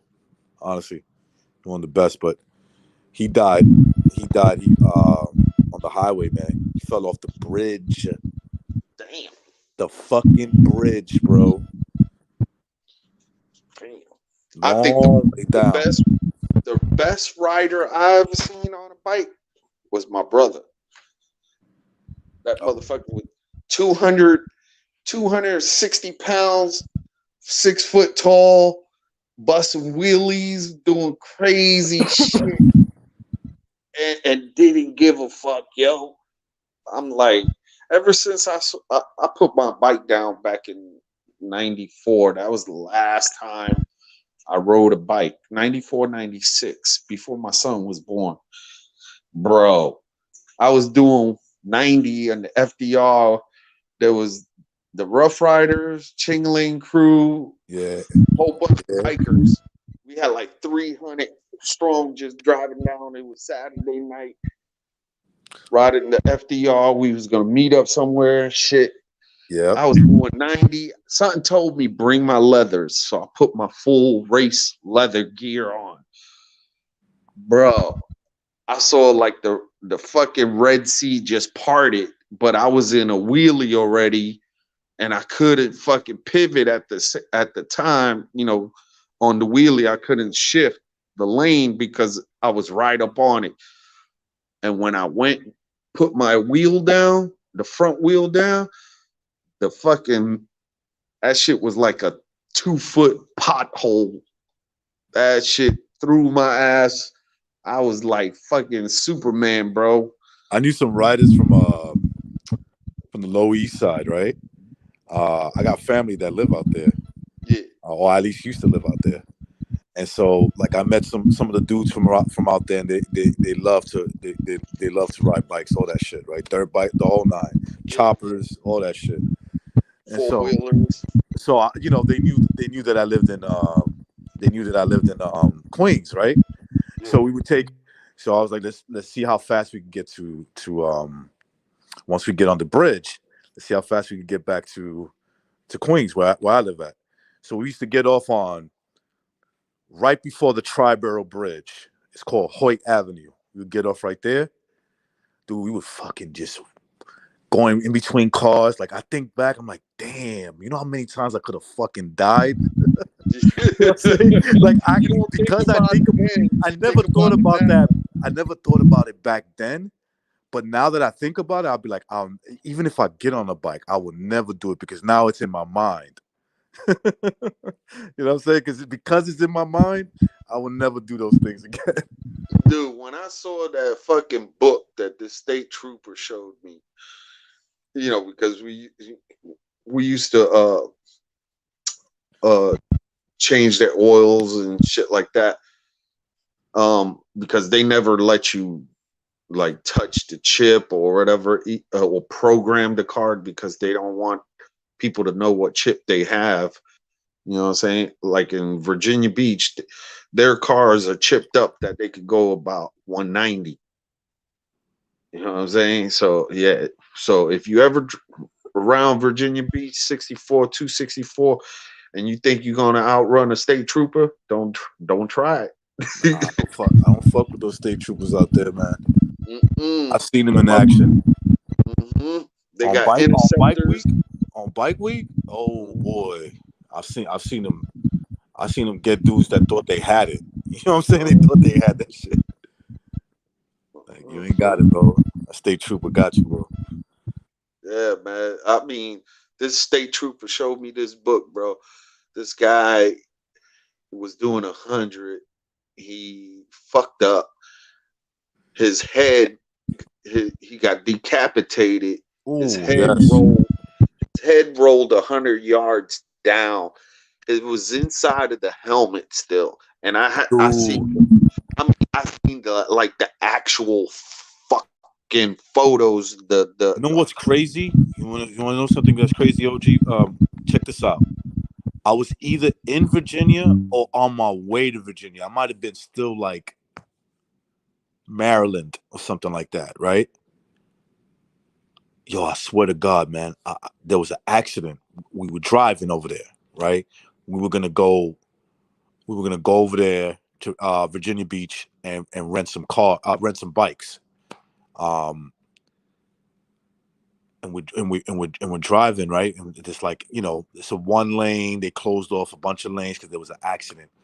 When I'm going past the car that was all destroyed, and I saw a fucking girl's head chopped, just chopped, bro. I was like, oh man, that fucking stayed on my mind, bro. The whole fucking trip. bro. When you're young, you know, you feel invincible. You know what I'm saying? Like Yeah. when I used to fight, dude, my mentality was you hit me, I'm hitting you harder. Each time you hit me, that if I feel something, oh shit, you just made me motherfucking madder. You know what I'm saying? So when you're young, your mentality is like invincibility and Yeah, you're shit. more of a daredevil. Yeah. But as you get older and get smarter, you be like, fuck that shit. Yeah, I can like I was telling you about us racing from the Lower East Side. We used to go on the Williamsburg Bridge. So once we got over the bridge and we was on the highway, we was on the Parkway, it's like the Grand Central Parkway, the BQE. You can even get off on Brooklyn, and yeah. So I remember just doing that shit, man. And I was like, man, so many times I came close, bro, real close. Bro, motherfuckers didn't know back in the days, like in the '88. Remember the Maximas, the square body Maximas? Mm-hmm. They were dope. They were hot back then, bro. Dude, check it. Our shit was, you know, we come from the Ela that beat the cars and shit like that. People don't understand it. Puerto Rico was the first ones to fucking transform fucking little ass imports into monsters, right? So I had that back then they didn't have people didn't register to put twin turbos on that bitch. We had twin turbo and methanol in that motherfucking Maxima. That bitch was scary fast. Scary fast. And my brother had the first Sterling that came from England. It's a Sterling 825S. That motherfucker was nasty too. So he had, my homeboys hooking up and my cousins, because we all mechanic heads, you know what I'm saying? We all fix cars. But he was never into the actually getting in hands deep in it. He'll pay a motherfucker to do that. I was like, nah, man, let me fucking show you what we can do. Boom. That dude got into that Maxima. He said, yo, fucking because we shortened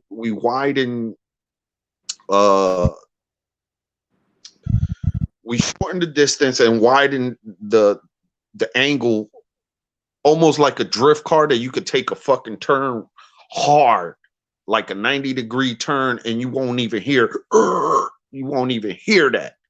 We had another car that it's called Dodge.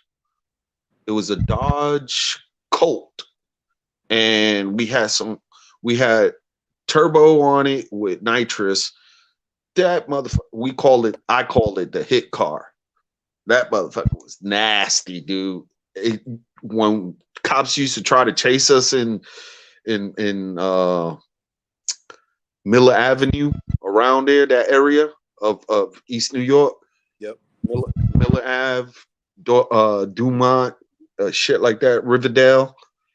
Dude, by the time they calling up, we gone. We gone. They like, where the fuck these motherfuckers at? We already parked like probably 2 miles down somewhere in a garage and shit. Yeah. I used to love losing them motherfuckers. And, yo, real quick, stay on the line with me. I'm gonna end this the live stream, man. Salute to everybody in the chat. Thank you for stopping by. Until the next one, man. Peace. We just end this.